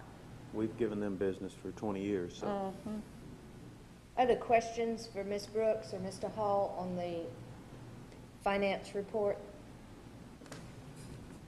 I'd like to open the floor now. Thank you, Ms. Brooks. Again, I'd like to open the floor because the original attention to this was for stabilization plan, and I'd like to hear from each commissioner. Commissioner Carroll just stated about the sale of property for a revenue generator. But as we go forward on a stabilization plan, it's going to be important as I ask some questions as it, any of these priorities and such, because we as a board are going to vote on a stabilization plan, and it's going to be all of us that say this is how we're going to go about this year in stabilizing our budget and our finances and the position of whether the revenue is or is not realized. So I'd like to open the floor to each commissioner of what their thoughts are on a stabilization fund. There's really nothing right or wrong. It's kind of a open discussion, but the finance report has kind of given us a lot of pieces, and I'd like to hear from everyone because there's no way to put anything on paper until you make decisions of what you're going to write. Commissioner Sutton? I have a few thoughts, not many at this time because it just came back up. The stabilization fund needs to be considered with the assets that we have that are useful in generating income and not generating expenses at this time. The piece of property I think should be considered for sale. I believe, I can't quote that because I don't know facts on it, that there's people already interested in that piece of property over there. But that doesn't mean we should sell it. That just means it's available to sell and generate income to put into the reserve fund that we're not using now. It is something that is generating costs instead of income. So I think that needs to be looked at, especially since it's been in our control for many, many, many years and nothing's been done with it. And right now, that's really all I've got. I don't have a whole lot more on it. I wasn't prepared for you. That's okay, because we spoke it and then it went into the recommendation, but the one thing I do want to highlight is you made a comment about revenue received would go into the reserve fund. And see, that's something that I believe is going to become the black line of a stabilization fund, because if we do not realize, as she has stated, they've given 6 or 8 ideas or thoughts of, in the event revenue projections do not hold true, additional painstaking cuts will have to be made, areas being considered, which is HR, uniform, gas consumption, vehicle take-homes, commission pay, elected official pay, and employee layoffs. That's saying if we sold property, it would go in the reserve. It would not help these. These cuts would still be possibly needed. And that's why I wanted to highlight, because that's something we have to discuss, because if we sell property, so we don't have to do one of those items that's been identified, then that's not going to the reserve. That's going to pay for an expense that was projected and not met. Well, by us taking that action and putting it in reserve, eventually we're going to have a reserve fund that's satisfactory to everyone. And the sooner we do that, the sooner we're going to be able to use that increased revenue that we derive from those things back into the budget to pay for the shortfalls that we may have now and revenues that anticipated. Let me keep saying this, anticipated shortfalls. We just got some news tonight that it may not be. I personally don't think it will be, but it's yet to be seen. So at some point, we're going to have to say, we've got the reserve fund where we want it. Now let's move forward with projects that we need to develop within the city. But we can't just say for the next 20 years, we're going to put everything in reserve fund, because we'll never grow if we do. And we'll never balance the shortfalls that we have. So we're going to have to come to a census of at what point that's going to be as far as putting money back in the reserve fund, and I believe we need to build it up. But I believe at the same time that we can't say forevermore it will never be pulled out, or we'll never stop putting it in there. Just a quick example, Spring Hill's got a $50 million budget, and they've got a $5 million reserve. That's 10%. You know, when you get to start, Commissioner Carroll has stated recommendations from TML, State Tennessee, different places. Once we reach that, then we need to consider moving forward with projects that we deem necessary for the city to grow. We're going to have to. If we don't, we won't grow, and we'll be stalemate. The city's growing at a fast rate. I'll never be able to quit saying it. I'm very proud of everything we've done in the last 5 or 6 years with all the committees, all the commissioners that we've had for the growth of Fairview. If you don't believe me, look at some before and after pictures. Look, stand across the street at McDonald's and see where the spot next door was 5 years ago. Look at my calculation is close to 700 or 800 new jobs in the last 6 years. That's fantastic for what we're doing, and we can't stop that. It's going to grow. We're going to need the logistics that we have in place now, the growth that we have in place now. We just got to come to a happy medium of this is where we want to go. We've got the reserves in case something drastic happens, and now we need to convert that back into a growth fund rather than a reserve fund, and put that money back where it needs to be. Thank you. Yes, ma'am. Commissioner Johnson? Stabilization fund, is that just a fancy way of saying unassigned reserves? Would that be correct, Mr. Brooks? Not exactly. Okay. The unassigned reserve, it will probably reside in the unassigned reserves, but the stabilization fund, I think, is money that you do not touch. It is for examples of having projects that you need to fund till you get the money back. That would be unassigned reserves. And then the stabilization fund is to stay there in case of emergencies or until it's earmarked for something specific. yes. Okay. You usually earmark it for something. The stabilization fund, you usually earmark for only specific things. And other than that, it has to stay there. That one is sometimes smaller than your reserve unassigned reserves. Do you have a number in mind? That was going to be my question. I think for the emergency fund, they say 5%, but for the unassigned reserves, it's 25%. And I have seen some cities that had 50%. The minimum that I think we could get away with would be $800,000, because that's 2 months of expenses right now, and that probably should be set to grow as the budget grows. And that is unassigned reserves, not the stabilization fund. Right. This would be on top of the 800,000. Yes. Now, I'm not sure that the mayor meant what I just said, but that's the way I understand the funds to work. That you have an emergency fund and you have an unassigned reserves fund. Does the Finance Committee plan on giving us a recommendation for what the board will set that threshold for? Yes. That's what we'll give you in October. Okay. And what we're doing is researching other cities to see what they have. Okay. Speaking of the property on Deer Ridge Road, I guess everything we have costs us something to an extent.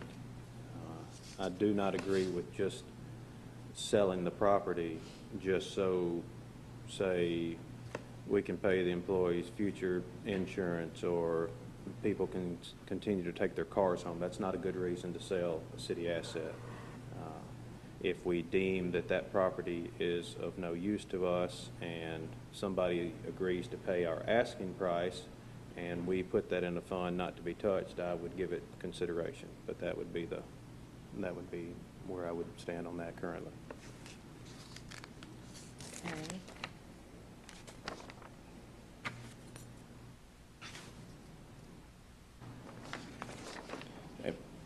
Go ahead. To go back to what Commissioner Sutton just said, he said a couple of things. Number one thing, I'm going to disagree with you on one thing. I don't think whatever the figure we came up with, everybody would agree with it. And I don't mean just the we five up here, I mean the citizens overall. No matter what, somebody is going to have a different opinion on that. If the numbers Ms. Brooks just gave us is correct, and $50 million is Spring Hill's current budget, if you're saying they only have $5 million in reserve, 10%. they're a far cry from 25% plus 5%. I think that's because the city of Spring Hill got into trouble, and they have been paying back to the state some significant money for the last 5 years, and they have just come out of that because they got in the same place we are, and they used sewer and water fees, and that's a no-no. And that's almost where we're at now, which is why I say we need to get some money in there pretty fast. Okay. That's all I have. Commissioner Carroll. Well, I mean, I agree with all the stuff that y'all have listed are possible ways to cut.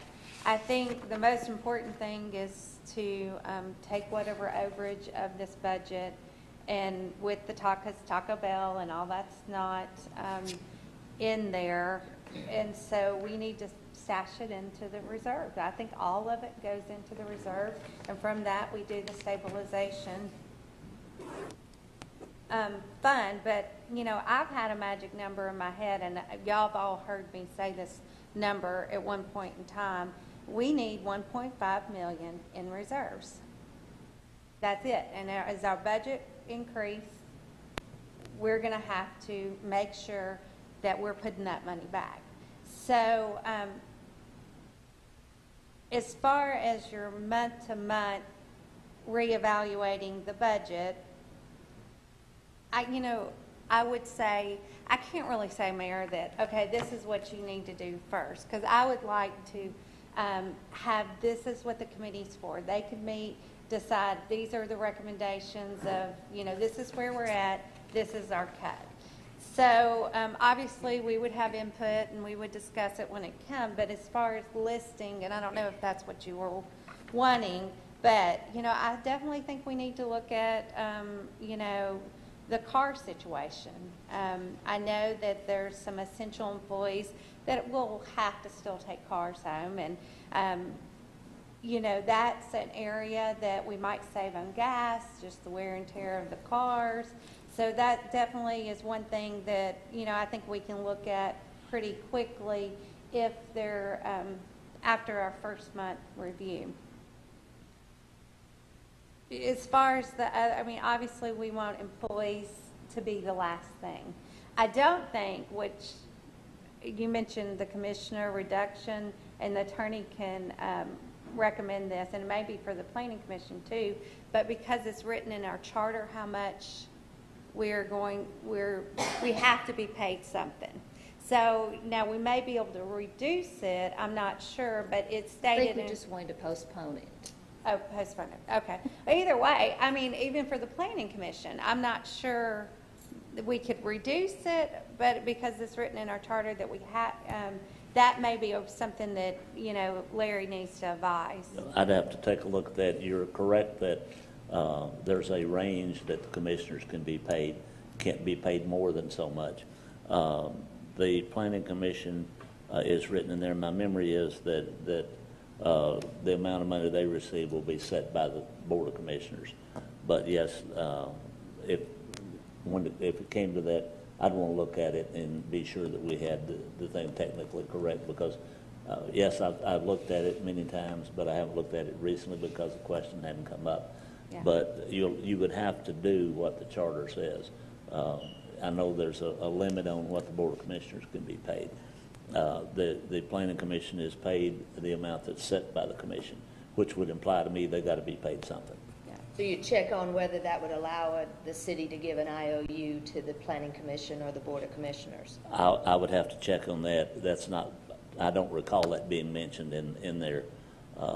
If it says they'd be paid whatever, that implies you'd be paid when you do the service. Yeah. Well, I mean, I'm not opposed to any of that, and I just want to make that a clear statement, because definitely, you know, none of us do our job for money, and I would say Complaining Commission people surely probably don't do it for the money either. It's a love of our community and our service, so it's definitely an option. But since that was one of the things you brought up, I thought that we better clarify that, because I do recall that being a factor in the charter. I will look that up, and Okay. when you have your meeting, I can give you the charter section number and the minimum number and the maximum number, or I can tell you if there is no minimum or maximum number. Okay. And that's fine. Those are all areas, I mean, I think what's going to take to make this happen during this rough time, these months where we're having to decide, you know, are we going to make it and get us through to tax? I mean, it is going to have to be real movement. I mean, it's going to hurt everybody. I mean, it's just going to hurt. So I think we all have to be willing to realize that there may have to be layoffs. There may have to be positions not filled if somebody else. And I think we just have to move forward. I think that's part of admitting that there's a potential problem, and, you know, looking for ways, if we all work together, you know, ways that we can all come together and make this through to tax season. But I'm very optimistic. I really am. I mean, I said that about Walmart, but, you know, I know there's a lot of tax dollars that weren't used, like the Taco Bell. We do have new businesses coming. But we have to be realistic. You know, we have to make it through this next couple months, and those are going to be the hard months. So I would like us to, you know, at least be putting, I say, like, if you're Dave Ramsey of school, we need to do the emergency fund first with every extra dollar that we have come in, and then and make it a priority that's what we said. And then also, you know, just build back the reserves. I mean, that's what I want to see, you know, to make it through this year. And then I think we did not get in this situation with no reserves overnight. It took about 3 years. I mean, I saw it, watched it happen. It's going to take us about 3 years to really recover, unless there is a huge boom. There is a lot of, and I believe it could happen, but we need to pick a steady pace of which we're going to build our reserves and count on, and I agree with Commissioner Sutton.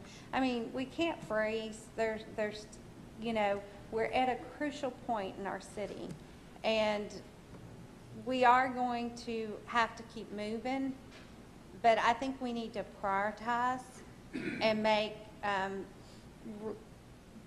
rebuilding our reserves a top priority. I mean, we want 25% is not unrealistic. And obviously, MTAS has recommended that for a reason. So that should be our first priority. Okay, and I'll make comments. I am not in favor, as Commissioner Carroll stated, of selling property for the benefit, and also as Commissioner Johnson stated, for the benefit of paying a bill. I believe that is a very slippery slope, and it does put you in a position that the writing's on the wall. Circumstances of something that is only asset and value to us, but not valuable in a project, then that would be, into open consideration if interest is, projected on any of the assets that the city currently owns. I believe that the conversation is because we need a plan to be able to say, okay, great, I hope we get some extra revenue from Walmart and the Dixon closure and such. That would be very welcomed, of course. But I do believe that to say, okay, that's going to be a little extra so we can continue a budget that may not have been cut as much as maybe we may agree or disagree. But at that point, when you have to emergency cut, there might have been a preliminary cut that could have been done, and that's to be seen. Right. But I do believe that as the plan is put in action, it's not for a let's see what happens. It's a plan of if $5 extra is coming in, what is the city's consolidated agreement to do with that? Because if we do not have a plan, then someone's going to spend that $5, maybe out of a great necessity, I don't disagree. But it's got to be a plan that's voted, that is agreed upon, or there's nothing to follow. So that's why I believe I keep bringing this up, not only of recommendation from MTAS, but also of statement of what's our B plan? And if the budget was balanced on the accounts and the budget is spent to the penny, then those accounts are not there next year for potentially what they were designed to be for. And I believe that's also a slippery slope for, as Commissioner Sutton was saying, for what we have as goals and focuses for the city's future. We're spending, and I'm going to use an example here because you asked the question about emergency and stabilization and thing. And whether we're using the right words, I believe our intent and our motives is we all understand that we need to be extremely cautious with a plan and making sure we stick to the plan for our security of the citizens' asset, which is the budget. Well, it's kind of like when your household, you got a bill in front of you and you get a check, you either put that in a savings account or you pay the bill. You don't do both with it. And that's why I keep bringing up, and I mentioned to you, I kind of put you on the spot last meeting, is you just said if we have extra, we'll take care of that. That's one plan. That may not be what we want to decide as our safe plan. And that's why I believe that it does need to be settled, and it does need to be in black and white, and it does need to be a consensus of everybody feeling this is where we are, and this is the best way to start marching out of it. Everybody knows, what do you do when you're in a hole? Stop digging. Putting it in savings is definitely a focus that I believe all of us would agree on. So the words of the emergency that you brought up, and I hear him saying a 501c3 or some type of special friends account or whatever, we're still saying the same thing, is if we have an emergency, what's our B plan? And I believe an emergency fund needs to be looked at in the city, not necessarily a friends basis. Is that taking a $10 bill and having a little bit of money go to emergency, a little bit, which is a Dave Ramsey, a little bit of money go to your stabilization, and a little bit of money go to the budget, and then if you don't have enough in the budget, then you hopefully could cut that. Of course, you can't cut a phone bill or they'll turn it off. So that's why I keep bringing this up, is I just believe we do not have a black and white plan. We approved a budget that had some very concerning numbers on it. We've been expressed by the Finance Committee that it's going to be ugly, tight, and, stretching everyone. It's reality in front of us, and having a plan of what are we going to do when is where we sit right now, and I believe that's good leadership to face a problem and come up with a plan of action that will help us start moving forward, whether it's a year or 3 or whatever it takes. But if we're here, we're here. How are we going to not stay here? So I don't know if that answered your question on emergency or stabilization, but whatever it is, we got to get a plan. Well, So that's my comments to your report thing. We have much work to do to get us to a place where we can have an approved plan of action. Well, Mayor, and the only thing else I wanted to say off of what you did, I mean, I'm in agreement. So you got to admit you have a problem to solve a problem. And that's where we're at. We have to get together as a group and say, yes, this is our potential problem. this is our problem and how can we solve it? So with that being said, I really feel like that's probably where we're at right now. And if we can, like Ms. Hall recommended, we could all find a common ground to solve the problem. I think it will only benefit the city. I'd like to make a motion that by, you mentioned October, what was the, where was that pulled out of the sky? That's a comprehensive fiscal policy which will tie into this because it is an operating budget policy. It's a fund balance policy. We already have the debt management policy, a cash management policy, a revenue and expenditure policy, and an internal control audit policy. You had stated by the October meeting. Was there any rhyme or reason of that time frame? Other than the time that we thought it would take us to do a good job of that, rather than just throwing something out. And I do believe someone said, either you or Tom at one of the meetings, when it was talked about the audit. He's preparing for the audit, and that is going to take up a lot of their time. And then by the next couple meetings, y'all will know exactly what kind of plan you need to put forward. I don't know if I said it exactly, but. Is there a projected date? I know we've had it from December to February in past auditors. Is there a projected date that the auditor turns over? I think it takes them a couple of months after they've come and done their work. And they'll be here August 4th through 13th? Yes, ma'am. And then Tom has got to close the year-end books by July 30th. Got that to do, yeah. So. And then right after that, the auditors will be here. What's the second Thursday in October's date, please?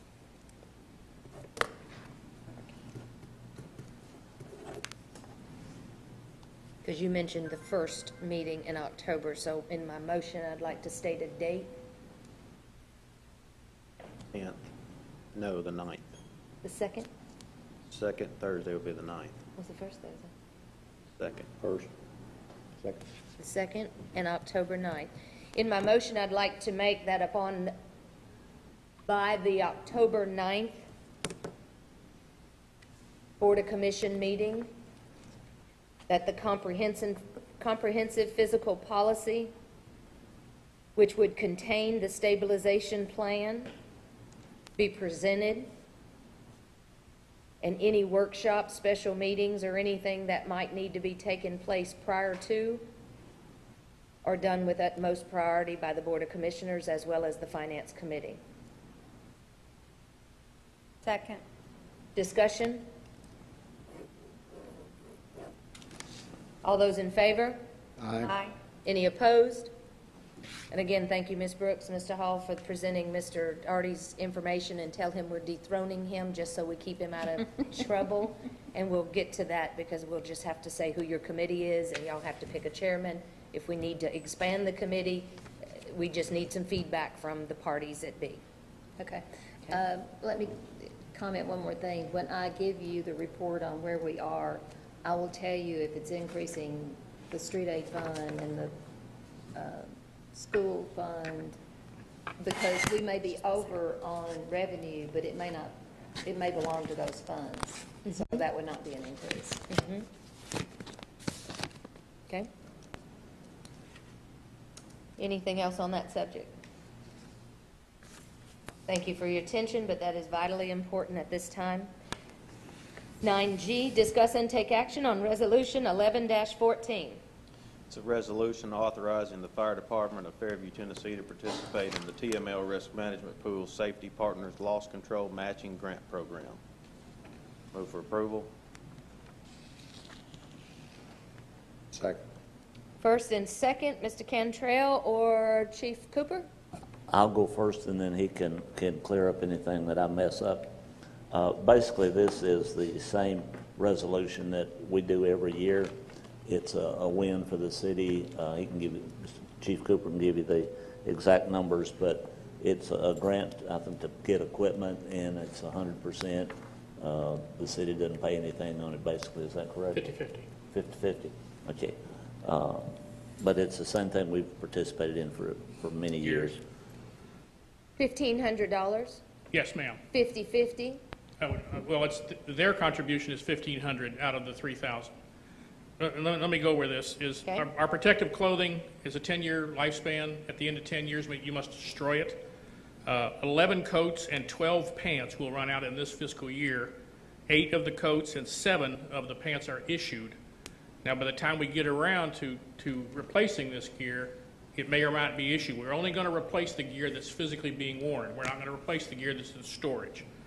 The first sets of gear come up in January, the end of January, to replace. We have to order it about 2 months in advance because it's custom made, and we wouldn't be paying for it until February.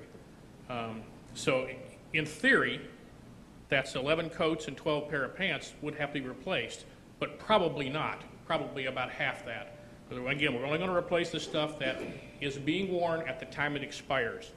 And we have an opportunity to pay the whole thing, or TML can contribute the first $1,500 towards whatever that figure is going to be by the end of the year. So it's a matching grant, not a 100% grant. That's correct. 50/50 up to 3,000. In other words, they're going to contribute 1,500. And if TML comes in, if they furnish that first half, we're still going to be obligated for the next half. We would, That'd be a we're requirement. obligated for the whole thing if we choose not to participate. But if we do choose to participate, and the first 1,500 that we spend is there, we still have to spend the other 1,500. Yes. Is there- Mandatory. Excuse me. Is there a cost for applying for this? Nothing to apply, no. Any cost to administrate this? No, Where's the 1,500 coming from? out of my budget. And that is in your expense line currently? Well, I don't have hardly enough money in my budget to pay attention, but we're going to make it work because we have to replace this gear. We don't have a choice. So if we approve this $1,500, it's not in the budget? Yes, it is. But we're going to run out of money before the end of the year. Yes, it's an equipment line item. There's So 20,000. it's already an expense in the $20,000, that line item, That's for the whole year for everything. and 1,500 would come out of that 20,000? No, more than that. TML's going to pay the first 1,500 of all the gear we're going to replace. In theory, that's almost $20,000 if we replace every single set. We're not going to go there. We never have. It's generally about half of the gear that expires. In your expense line budget, how much will you be spending We on don't- this project? We don't know because I don't know when the gear expires, how much of it will be issued. Do you have an approximate? The history shows about half. Half the stuff that expires is being worn at that time. So roughly 10,000 of your budget. Yes. And of that, we want to take 1,500 out for matching funds for the TML grant. That's correct. In other words, we can pay for all of it or let TML pay for the first 1,500. Understand? And you said this would be due February 15th of 2015? The first 5 sets expire January 28th. We have to order them about November. They come in about 2 months. We wouldn't be paying for it till February. Right at tax time. Sounds good. Yes. Move to approve. Second. Discussion? So it's pretty much out of your budget, but you do run a risk of. Yes. Okay. But for right now, it's considered, Right now, it's in the budget. I do have one more question. What other items do you have that you were intending to take out of the $20,000 budget? What other items? Any fire equipment we buy, and this is just addressing the coats and pants. The envelope you have to replace is the helmet to boots. Helmet, hood, gloves, they get 2 sets of gloves, boots, all that expires. And so the rest of that, when it expires, is going to fit within the remainder of your budget? No, no. The budget I have right now, I'm gonna have to come back for more money before the end of the year. And For fire protection? Yes. For fire fireman equipment. protection? Yeah. but I don't know how much. I can't tell you 6 months in advance. And you knew that when you presented the budget? My budget was presented at the existing, there was no increase, if you follow me, and it was cut from there. So in other words, a specific example, we're going to get a little off topic here. In communications, it was cut from $5,000 to $500. We're going to spend $5,000 on the new truck for the radios and the equipment in that alone. So we'll have to make that up somewhere too.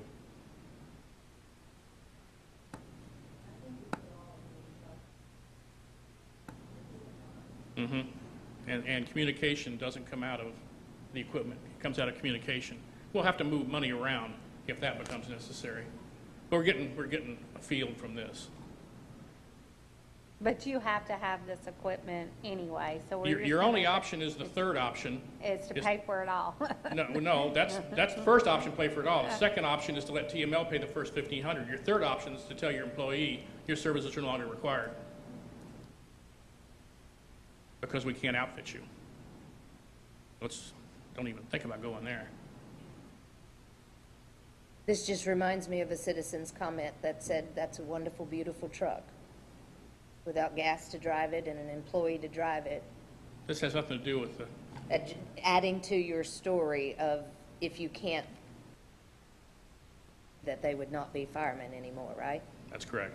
Thus the purpose, no one driving. It just when you said that, I thought what that citizen said is what you just validated, that you don't have enough money to make that happen in this year's budget. That's Chief, correct. were we aware of the need for this at the time you submitted your budget? Yes. Last year, I had, I think, 13 sets go out last year, and we didn't fund any of it. I had to find money in my budget to pay for. Those sets of gear that were issued at the time. We did not buy 13 sets. We destroyed 13 sets. It's my recollection is we bought 8 sets were issued at the time. Other discussion? All those in favor? Aye. Any opposed? Nay. Thank you, sir. Item H, discuss and or take action on engagement letter with Hardy, Patterson, Ballantyne. Mr. Cantrell? This is an engagement letter of our current accounting firm that does the audits that's supposed to that's going to be here in August. This is a personal service contract, and it doesn't have to be submitted for bid. I read the contract, and I had 2 problems with it. Went back to the accounting firm, and they deleted those. I remember distinctly what they were. One of them, the first one was that in one paragraph it said that the city would not be charged for any incidental expenses that they incurred. And the next sentence said, the incidental expenses we incur will be billed in the next billing after the expenses have been incurred. And that didn't make any sense to me. I think that was a standard contract they had, and they'd taken part of it out and just didn't get the rest because they very readily took it out. The second part is the one that I run into a lot. It said if they had to engage attorneys to defend something that they did, that the city would indemnify them and hold them harmless, and that's a direct violation of Article 2, Section 29 of the state constitution. We can't indemnify and hold anybody harmless, and I informed them of that, and they removed those. The rest of the contract I have no problem with. The provisions I'm sure you've read, half their fee will be paid when the letter is signed, and the other half, I believe, is when the service is rendered, and that seems to be in line with what other accounting firms do, and in my opinion, the fee they're charging is not out of line with what other accounting firms do either, but that's your decision. Do you have I'm looking going, I don't know who would answer, but do you have a line item approved as an expense for the audit? I don't. On the budget? And I don't have that either, but that's kind of important before we vote on, yes, let them come on in here and we'll pay them half.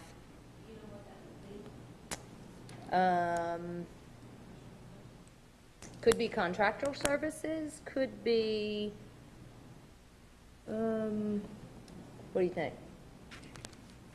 Professional services. Professional services, that's Professional another. services, and somehow or another, 9,000 rings a bell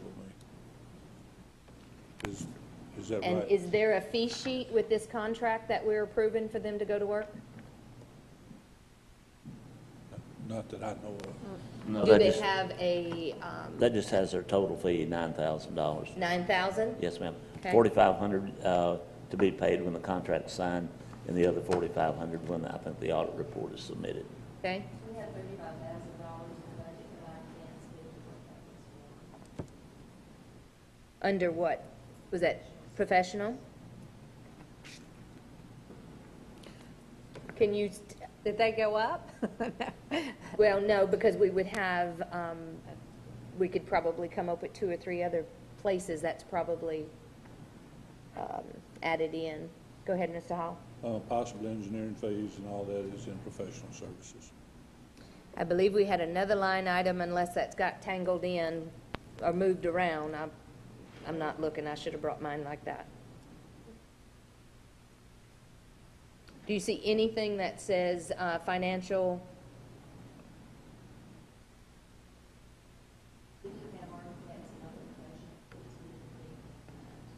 Okay, so that it was put together for the engineer. I knew there was a conversation. Because I asked the question, are we not going to have the engineer this year? There's no money.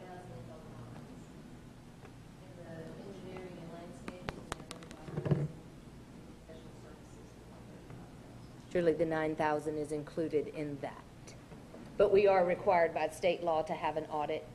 Yes, ma'am, by some So whether we have the approved money or firm. not, we have an Right. issue. So we're going to If you're going to, ask for confirmation that in that 35,000 was the 9,000 by CFO Daughtery. As soon as you can get that answer, that would be, Thank you, ma'am.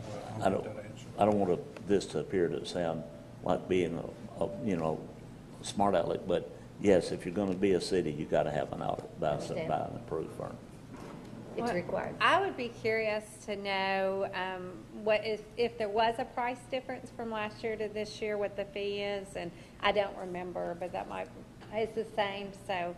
And then also, while we're discussing the matter, I would like to bring up the point, or ask the other commissioners, I think they did a great job. They were impressive, the team of people they brought in to really research. But I am kind of concerned with,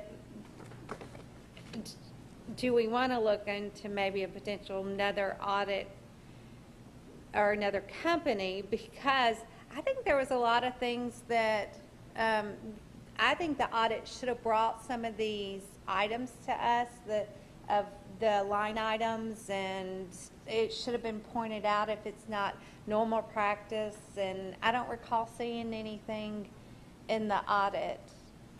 We had a workshop on some of those items, which was where the Well, I finance remember committee. that's when we talked about the finance, Yes, yeah. ma'am. Okay. But I don't remember them pointing out, and maybe they did, and y'all can correct me, but I was just asking, a little worried about, I think they did a great job as far as presenting and giving suggestions, but I'm a little worried if we were that off on the budget, did they do everything we needed them to do, is my point.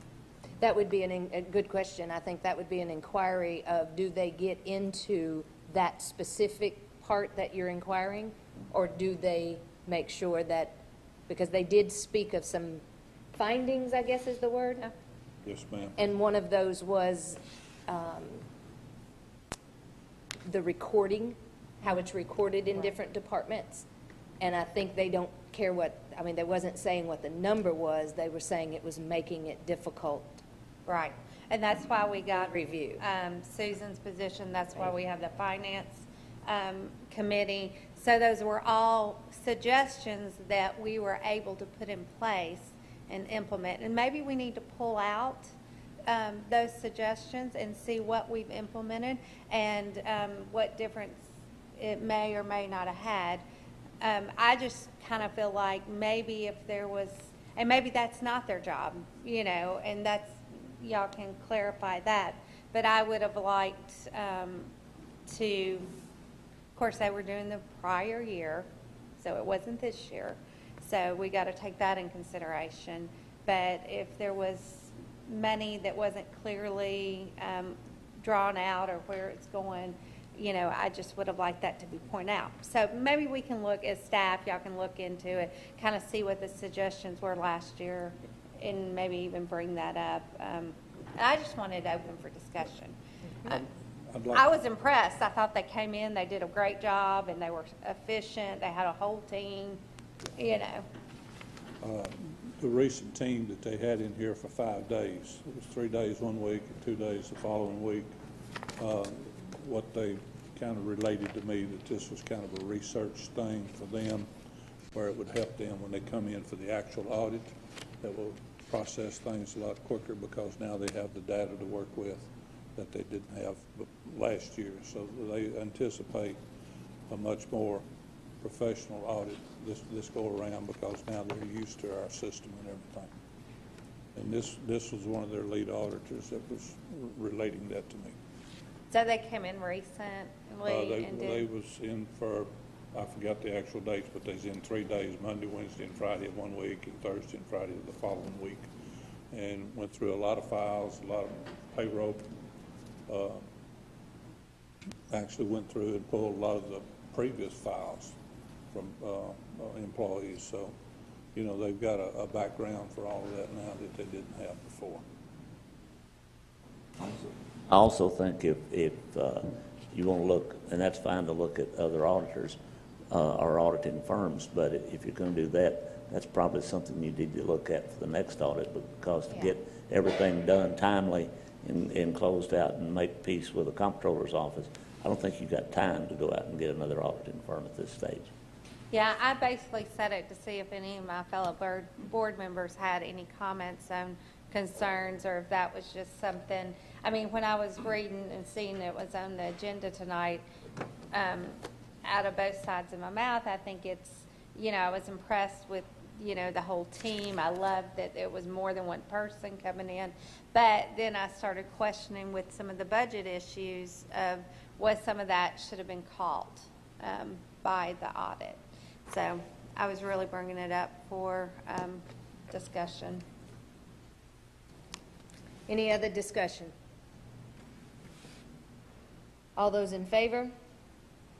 Aye. Aye. Will you restate that motion? What do we vote? Just the auditors? Engagement Contract? letter with Hardy, Patterson, Valentine, auditors. Okay. Aye. Any opposed? Thank you. City Manager, I want to reiterate, I would like to hear what that $35,000 in professional services is broken down to, because that $9,000, of course, was just committed. Yes, ma'am. And at that point, what was the other items for? And just to make sure, kind of the statement I was making about the grant is at some point we had the money to agree to something. It's not there now. We need to be very, very cautious. And we had this conversation a couple years ago of, do we have the money to make that decision? So I believe it's just something that we've got to keep on the forefront, that yes, it sounds good in us voting on it. That means we're making a financial commitment. We can't spend that money before that commitment comes to fruition. I'll follow up and make sure. Tom and I have talked about it. I just think it's in professional services, but we'll find out for sure. Part of it may be the auditors and me. I show up somewhere in there. Are you the other part of it? I don't know that. I'm just saying, I don't know what line item I come under, but I show up somewhere. You're in revenue. All right. We are at the discussion and communication spot of the agenda. Thank you for your patience, City Manager. Thank Items you, Mayor, for discussion. Vice Mayor, Board of Commissioners. I personally don't have a whole lot tonight, but I would like to turn the mic over to Frank in a minute. He's got several updates that he would like to bring to you, but I'd like to mention that he and I and the mayor attended the ICSC Kentucky-Tennessee ID Exchange at the new Nashville Convention Center. It was my first experience at that. Came away very enthused about the future. Some of the contacts we've made have already contacted us Two of them have actually already made appointments. These are retail developers that would love to have more strip mall, more businesses brought to Fairview. And as time goes on, I will enlighten y'all to who all they are that's coming. And here again, it was very enlightening to me. A lot of the roundtable discussions we had with other cities, other chambers, other mayors, not too many city managers there for some reason or other, and I don't know why that was the case, but it seemed like everybody I sat around was either a mayor or a head of the chamber. I was very impressed with the head of the chamber at Oak Ridge. If you could turn down a target, it must be awful good. There's all I can say. We would love to have one, but anyway, I just wanted to let you know that how enthused I am about the future. It's just going to take time for us to get it here, and I do see a very good upswing in the future. I'm going to turn the mic over to Frank Humber. Staff comments. So you're going to throw it at him or turn it over to him? That's all. I had a question. Excuse me.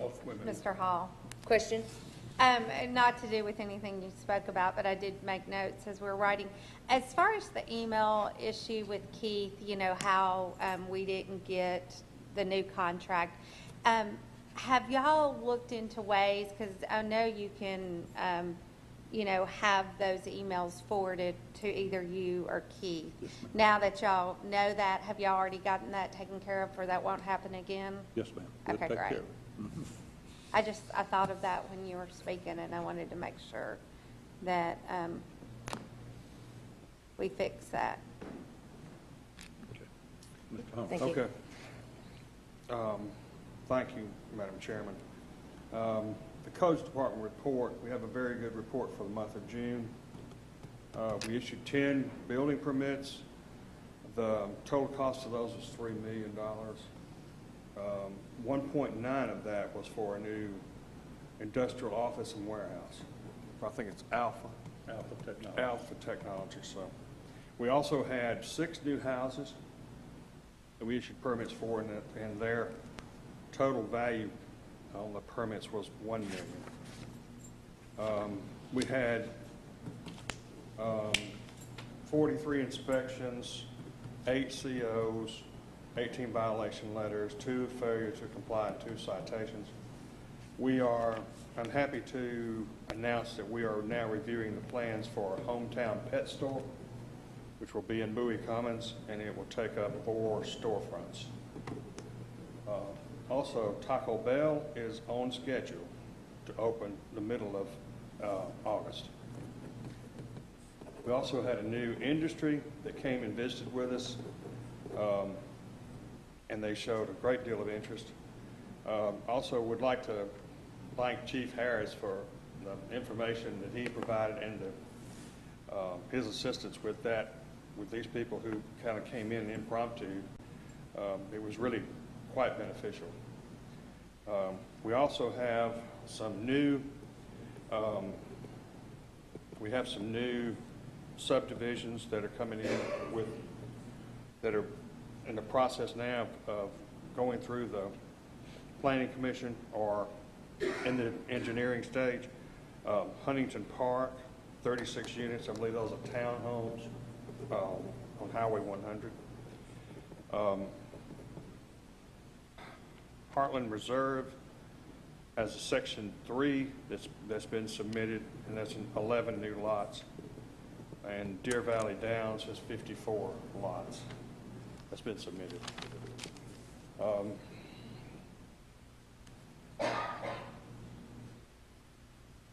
I'd like to point out one thing that I found that I thought was of interest is that Fairview ranks 58th out of 382 cities in per capita income in Tennessee.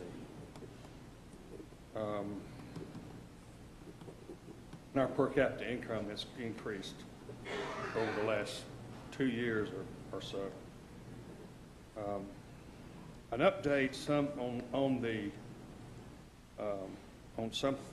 grants, our grants program. We've already talked about some of them. We will resurfacing grant was, just to sort of wrap it up a little better, the MPO Executive Board did approve an additional $300,000 in federal grant construction funds on June 18th.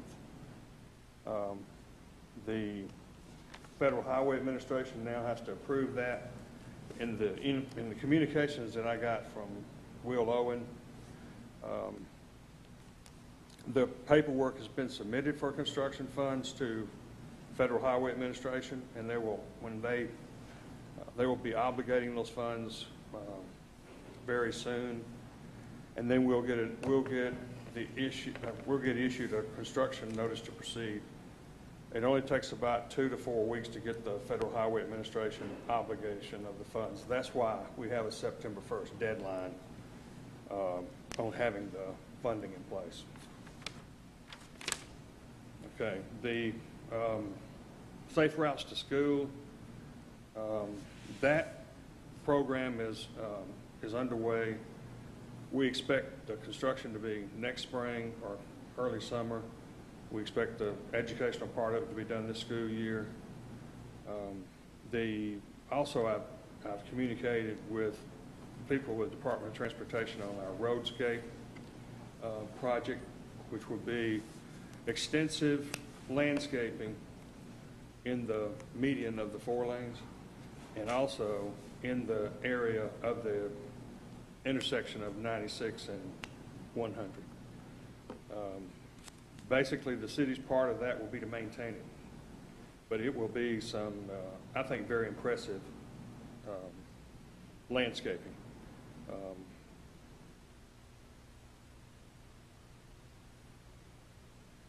And that's about all my report tonight. Thank you. Thank you. Questions? I've got just a couple. The pet place that you were talking about before. Yes, sir. Is that going to be an extension of Tractor Supply? It is. That's my understanding that they're the company that's. It's something, they've only had 2 locations that they're running trials on. There's only 2. They picked Fairview as one of them. This is one of them, yes. And it's going to take up 4 storefronts over here. So that's exciting. 6,000 square feet. That's exciting news. Question for you to look into on the landscaping part of it. I believe I've asked City Manager Hall to check on it too. My interest would be looking into, since it's landscaping or the definition of it, would fencing be allowed to come out of the tree fund budget for landscaping purposes or whatever the case may be? I'd like for you to look into that and see if it's allowable to do, because I think that make a lot of things very attractive around the park area, around History Village, and different places that you may want to look at. I think that would, coming out of that fund, would be advantageous to us to do that. And thank y'all for all your hard work. Other staff comments?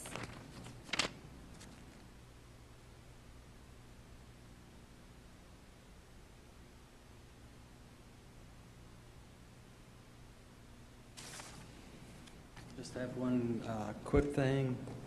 Start party Friday, July 25th from 8:30 to 10:30. Everyone's welcome. Come on out. Thank you. Great. Thank you very much. Any others this evening? We did not have a meeting the first meeting in July, so does anybody else have any monthly reports? Okay. Thank you very much. Communications from, City Attorney. Almost forgot you. Thank you, Mayor. I've had most of my talking time tonight, so I'll make this short. Many of you are aware that I had some health problems and missed a special meeting on June 30th. I apologize for that. I had no control of it. Believe me, I'd rather have been here. I want to thank everyone for the kind words, the kind deeds. I want to especially thank my colleague, Dan Alexander, who came up for the special meeting on the 30th. I was released from the hospital that afternoon about 2 o'clock and didn't think that I could give him my best effort if I was here, and he volunteered to cover it for me, and I appreciate that and want to publicly acknowledge that. That's all I have. Thank you. Thank you very much. We do, grateful to see you back and healthy. I feel much better. I will report that. Thank you. Communication from the commissioners. Commissioner Sutton. I've got a little bit tonight, and I may bounce around just a little bit at the same time. First of all, I had discussion with my family, my wife, my children.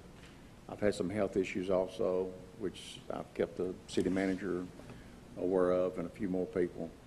Not a lot of people, but a few more people that has, where I've had a problem for the last 10 years. I'm getting some more problems back with it now, and they're working on it to get it arranged.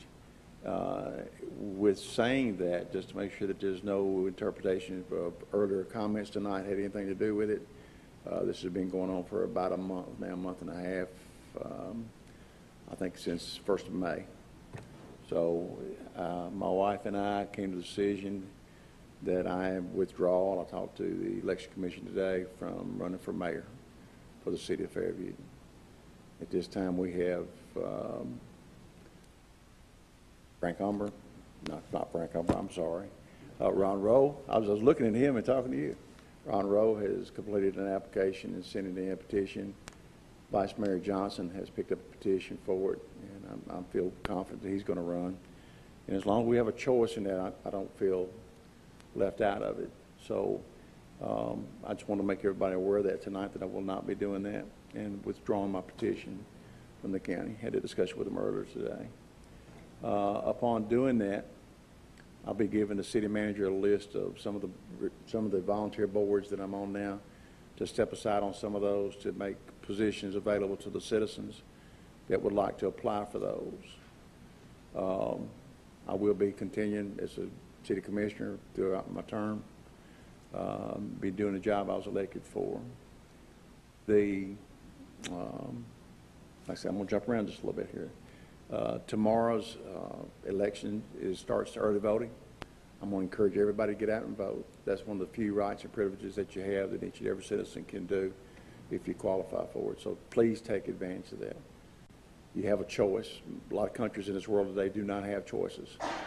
You do have one. The people that were supporting me, and there were many, I encouraged them to get behind somebody else and go vote. Make the selections that you need. Judy Oxford was the only candidate here tonight. I want to recognize her. She had to leave. She waved at me on the way out the door, but I do want to recognize her as being here. I'll give him the list of things that I'm going to be resigning from on the extra boards. I think I'm on as many, if not more, boards than anybody up here. I've missed 5 meetings in 6 years. I don't like missing meetings. I feel like the obligation is there to fulfill them. City Manager Hall got on to me last time I left the hospital and came straight here for a planning commission. It's getting a little bit too much for even me. I'm going to comment loosely on some of the comments that were made earlier. Mr. Powell, I agree with you totally. There should have been more dedication in listening to you when you applied for the planning commission, and I apologize for that. Henrietta, thank you very much for the positive comments you made about pulling the city commissioners together in a more positive manner. That was a positive attitude. Helping Hands, I'm sure I'm not getting out of hand here. I believe it was over 500 people that was supported by Helping Hands. So they do accept donations. A lot of people, I think the last 2 times you've had more volunteers than you've ever had with the food drive, am I correct? And we want to keep encouraging people to do that because it makes it run so much smoother, and there's people that need that within our city and within this country at the same time. I'm trying to read about 4 or 5 different notes here. I'm going to probably go off the scale here just a little bit.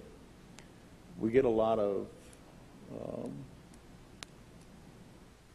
computer, electronic communications going on right now with a lot of comments and things from different groups, and they're battling back and forth. And I just want to say, be positive about it.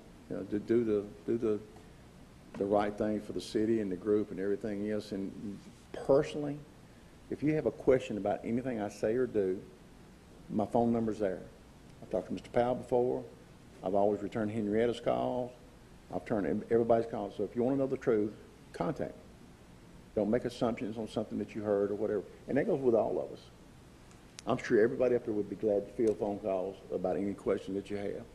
So rather be the deterrent, try to be positive about it. I am proud of this city. Almost 800 jobs in the last 5 years.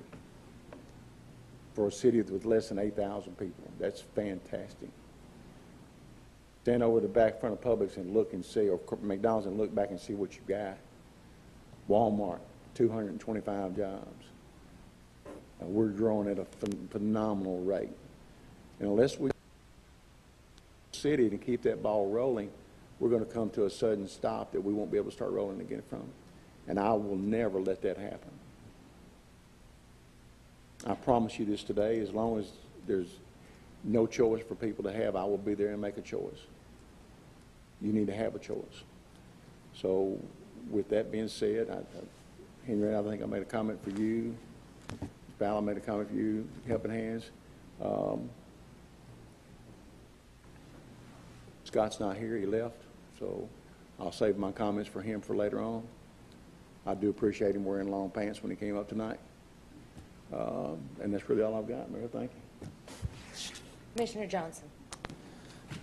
Thank you, Mayor. I guess just to start with some of Scott's comments, I would just like to thank him for highlighting the democracy that we live in. That while I do not agree that he should probably be referring to us as the three gentlemen making these decisions, I can't imagine what would be said if somebody come up to that podium and said the two ladies. I think that that probably needs to be looked at. There's 5 of us here for a reason. We're not always going to agree on everything. Citizens aren't always going to agree. What purpose would it serve if every meeting all 5 of us voted the same every single time? That's a monarchy. We don't have that. We have 5 people that can make up their own mind. If 3 of us see it one way one time and 3 of us see it a different way the other time, there's no sense in pointing fingers and saying, well, the 3 men did this. Well, the 2 women and 1 man did this. That's craziness. None of that needs to be discussed. That's doing exactly the opposite of what Henrietta is trying to get across to us and what she was telling us. We need to work together. And Ms. Henrietta, you need to be part of that on this social media that Mr. Sutton is speaking of. Let's keep it positive. You are a community leader. You may not be a city leader, but you are a community leader. And people look to this stuff and comment to us about it and saying, well, why are they saying this? Have they contacted you to see if that was true or not? Nope. This one they didn't, this one they didn't, this one they didn't. But all this stuff, it gets put out there, and it's like this stuff for the judges' race. All this nonsense is being spread about a candidate, and then it's never retracted or it's never set right. It's just like, well, they came out with the explanation, but the damage was already done. So I see that it works both ways. If we need to work together, then I don't think those groups on social media need to be working to tear the community apart. Everybody has the right to vote for whatever candidate they choose. I agree with that 100%. Ms. Lewis, I would like to thank you personally for your comments about our fireworks show. I understand that it is possible that it inconvenienced a few people, but I am proud to know that you and many others spoke very positively of that and hope that we can make this show even better next year. Once again, Mr. McCoy is not here, but he spoke to the fact that a band was playing and the fireworks was an hour late. Well, I was told that it was 30 minutes late, and the band that was playing happened to be my son's band, who's 11 years old. And I have heard that there have been several attacks on my son on social media because he was playing that night. Have not seen them myself, just listening to people, don't know whether it's true or not. Probably not, since it's social media. Behind the scenes, people don't know, his band cut their routine 6 songs short. What's worse than that is Reagan Ray didn't even get to take the stage other than to sing the national anthem until afterwards. The group that played before Lane's band drove here from Chattanooga. I think one of them was a local member. The rest of them came from Chattanooga. They had to cut their act 2 songs because of the problems with the sound system, and they couldn't get things set up, and that got us an hour behind. But in cutting this stuff, we made time back up, and we're only 30 minutes late on the supposed posted time for the fireworks show. Now, just something to think about. It inconvenienced some people, and I am sorry for that. But just the other night, the Sounds were having a baseball game, and they were going to have fireworks after the game. The game went into extra innings. It went into the 13th inning. You know when they shot the fireworks? After the game. They didn't stop the game in the bottom of the 8th inning and start shooting the fireworks so people could go home. They're not going to stop the Super Bowl because it's tied and going into overtime and do the post-game activities and then start them back. It just does not work like that. Commissioner Carroll's husband had a great comment. No matter what, you could give somebody a wheelbarrow full of gold and they would complain at how heavy it was to push. That's not uniting the community. Everybody can do a better job, myself included. Everyone can do a better job. I would like to thank our future Eagle Scout that's here this evening and that led our pledge and has fulfilled his obligation in staying to the end of the meeting. I thank you for that, sir. And the last thing I have, I want to, 2 more things. One, just to let people know I'm not skipping out on the Star Party. I was there the next time, but we will be out of town on vacation, so I will not be there. I want you to know that, Mr. Power. Otherwise, I would be, because I really enjoyed it the last time. During the meeting, something was mentioned by Commissioner Hall, and there were people out of their seats at the time, and I don't know that everyone heard it. But the last couple of weeks, there's been a whole lot of rhetoric and misinformation spread on this social media about our budget and how we were going to end in a deficit. And I said, stick in there with us, folks. We're not in all this trouble that everybody says we are. And what did they report tonight?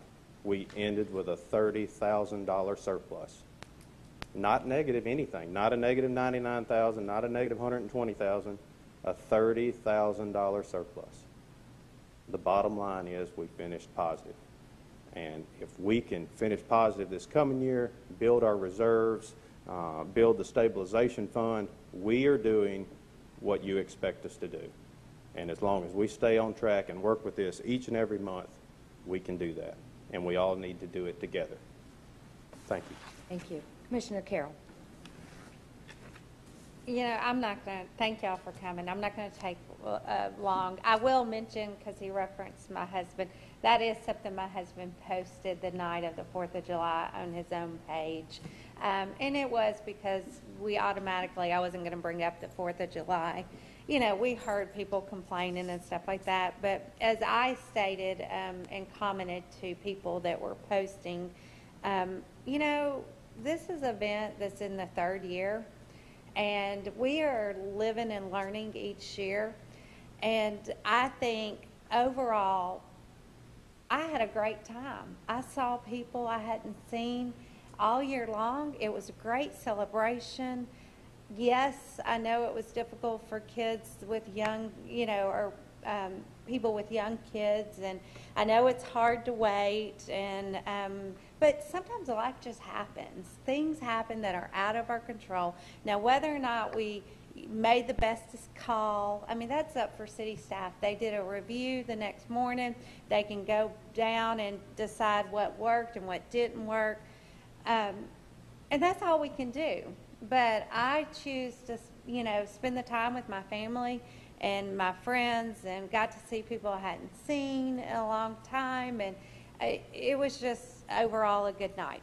We always need to be reevaluating ourselves. And then we learn and grow from them. And I think each year we've learned something and we've added. And we had a new staff that came in and had to pull, some of this stuff off. And I think they've done a great job. I think Brandy was able to get almost the whole fireworks show covered by doing donation requests. So that was one of our goals when we first started doing is not only because we knew it may cost the taxpayers some money to do the fireworks, this community event, but our goal was to eventually not have to pay. Yeah. And we're almost there. I see next year being even bigger and better, and it's exactly what we thought it would be.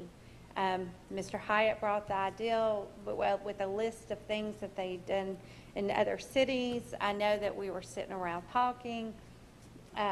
I really jumped on it. I know that Commissioner Bissell did parts, helped with music, and I tried to get donations that first year. I think it was brought, we all had, but it's everything I imagined it to be.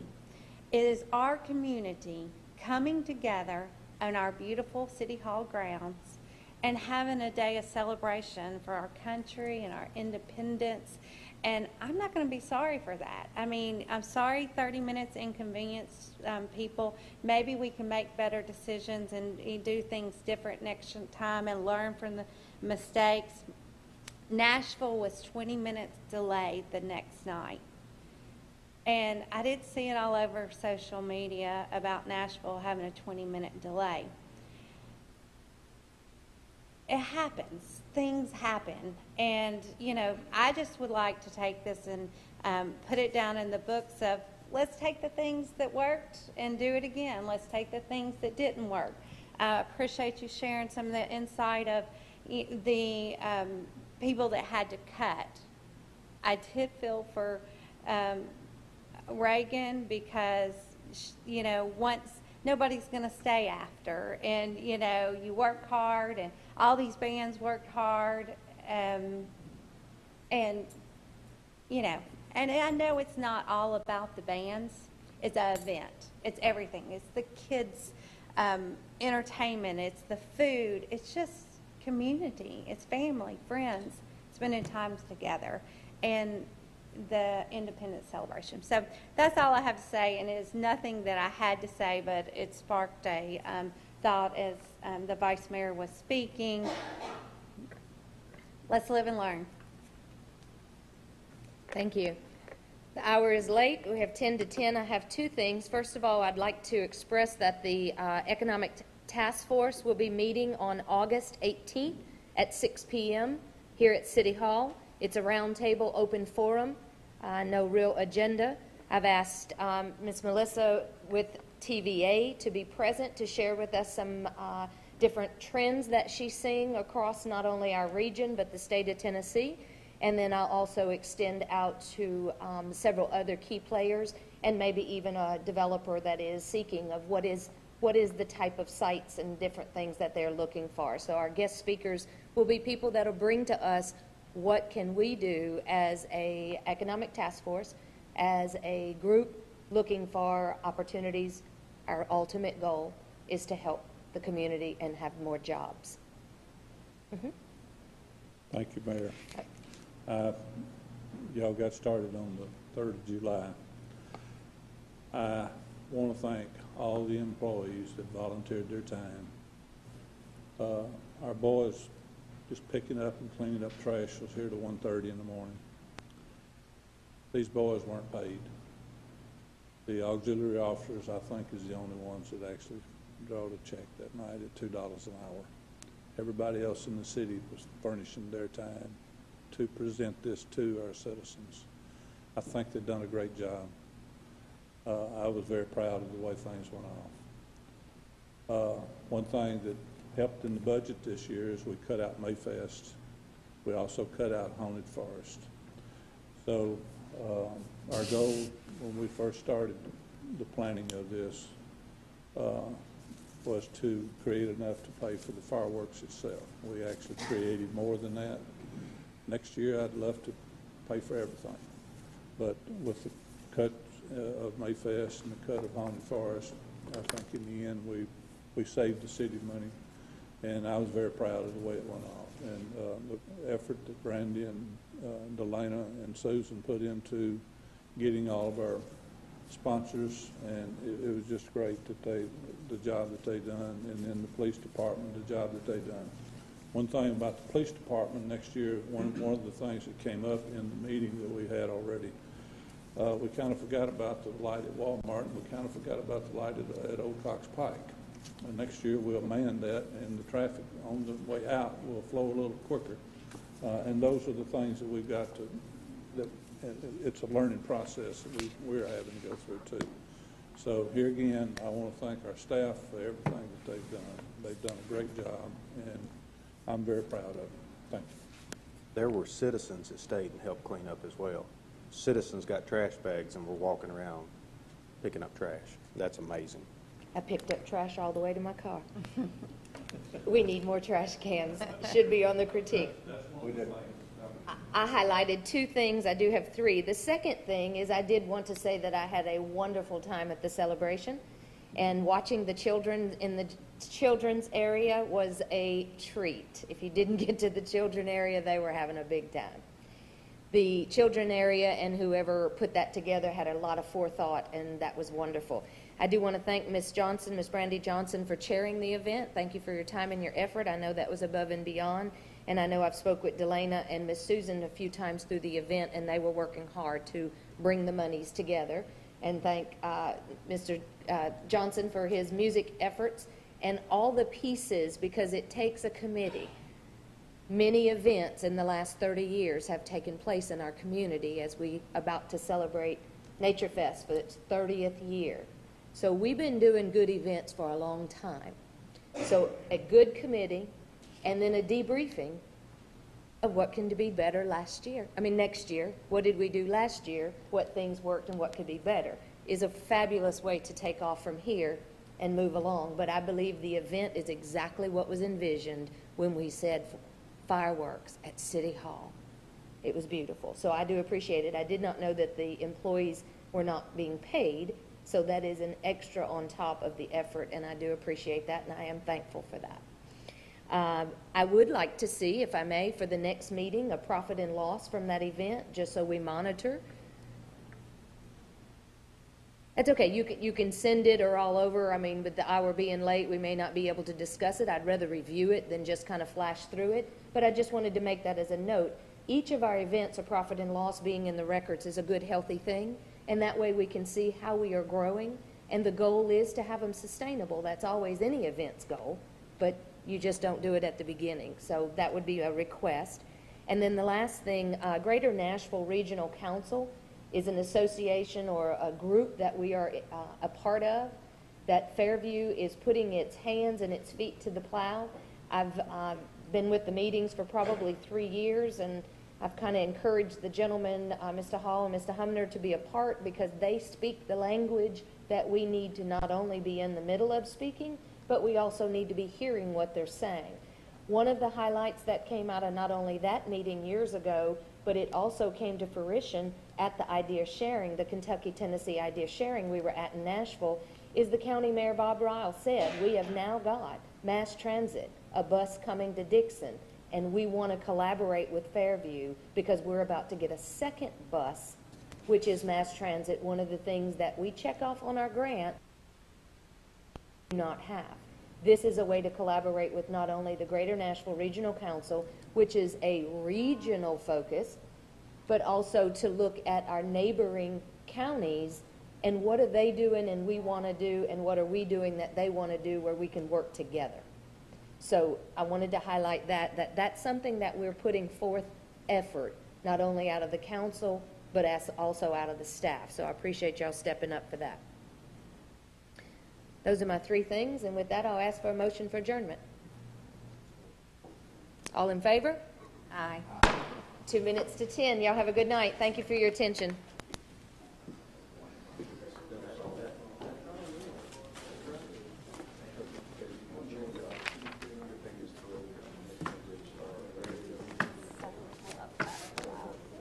Love that what?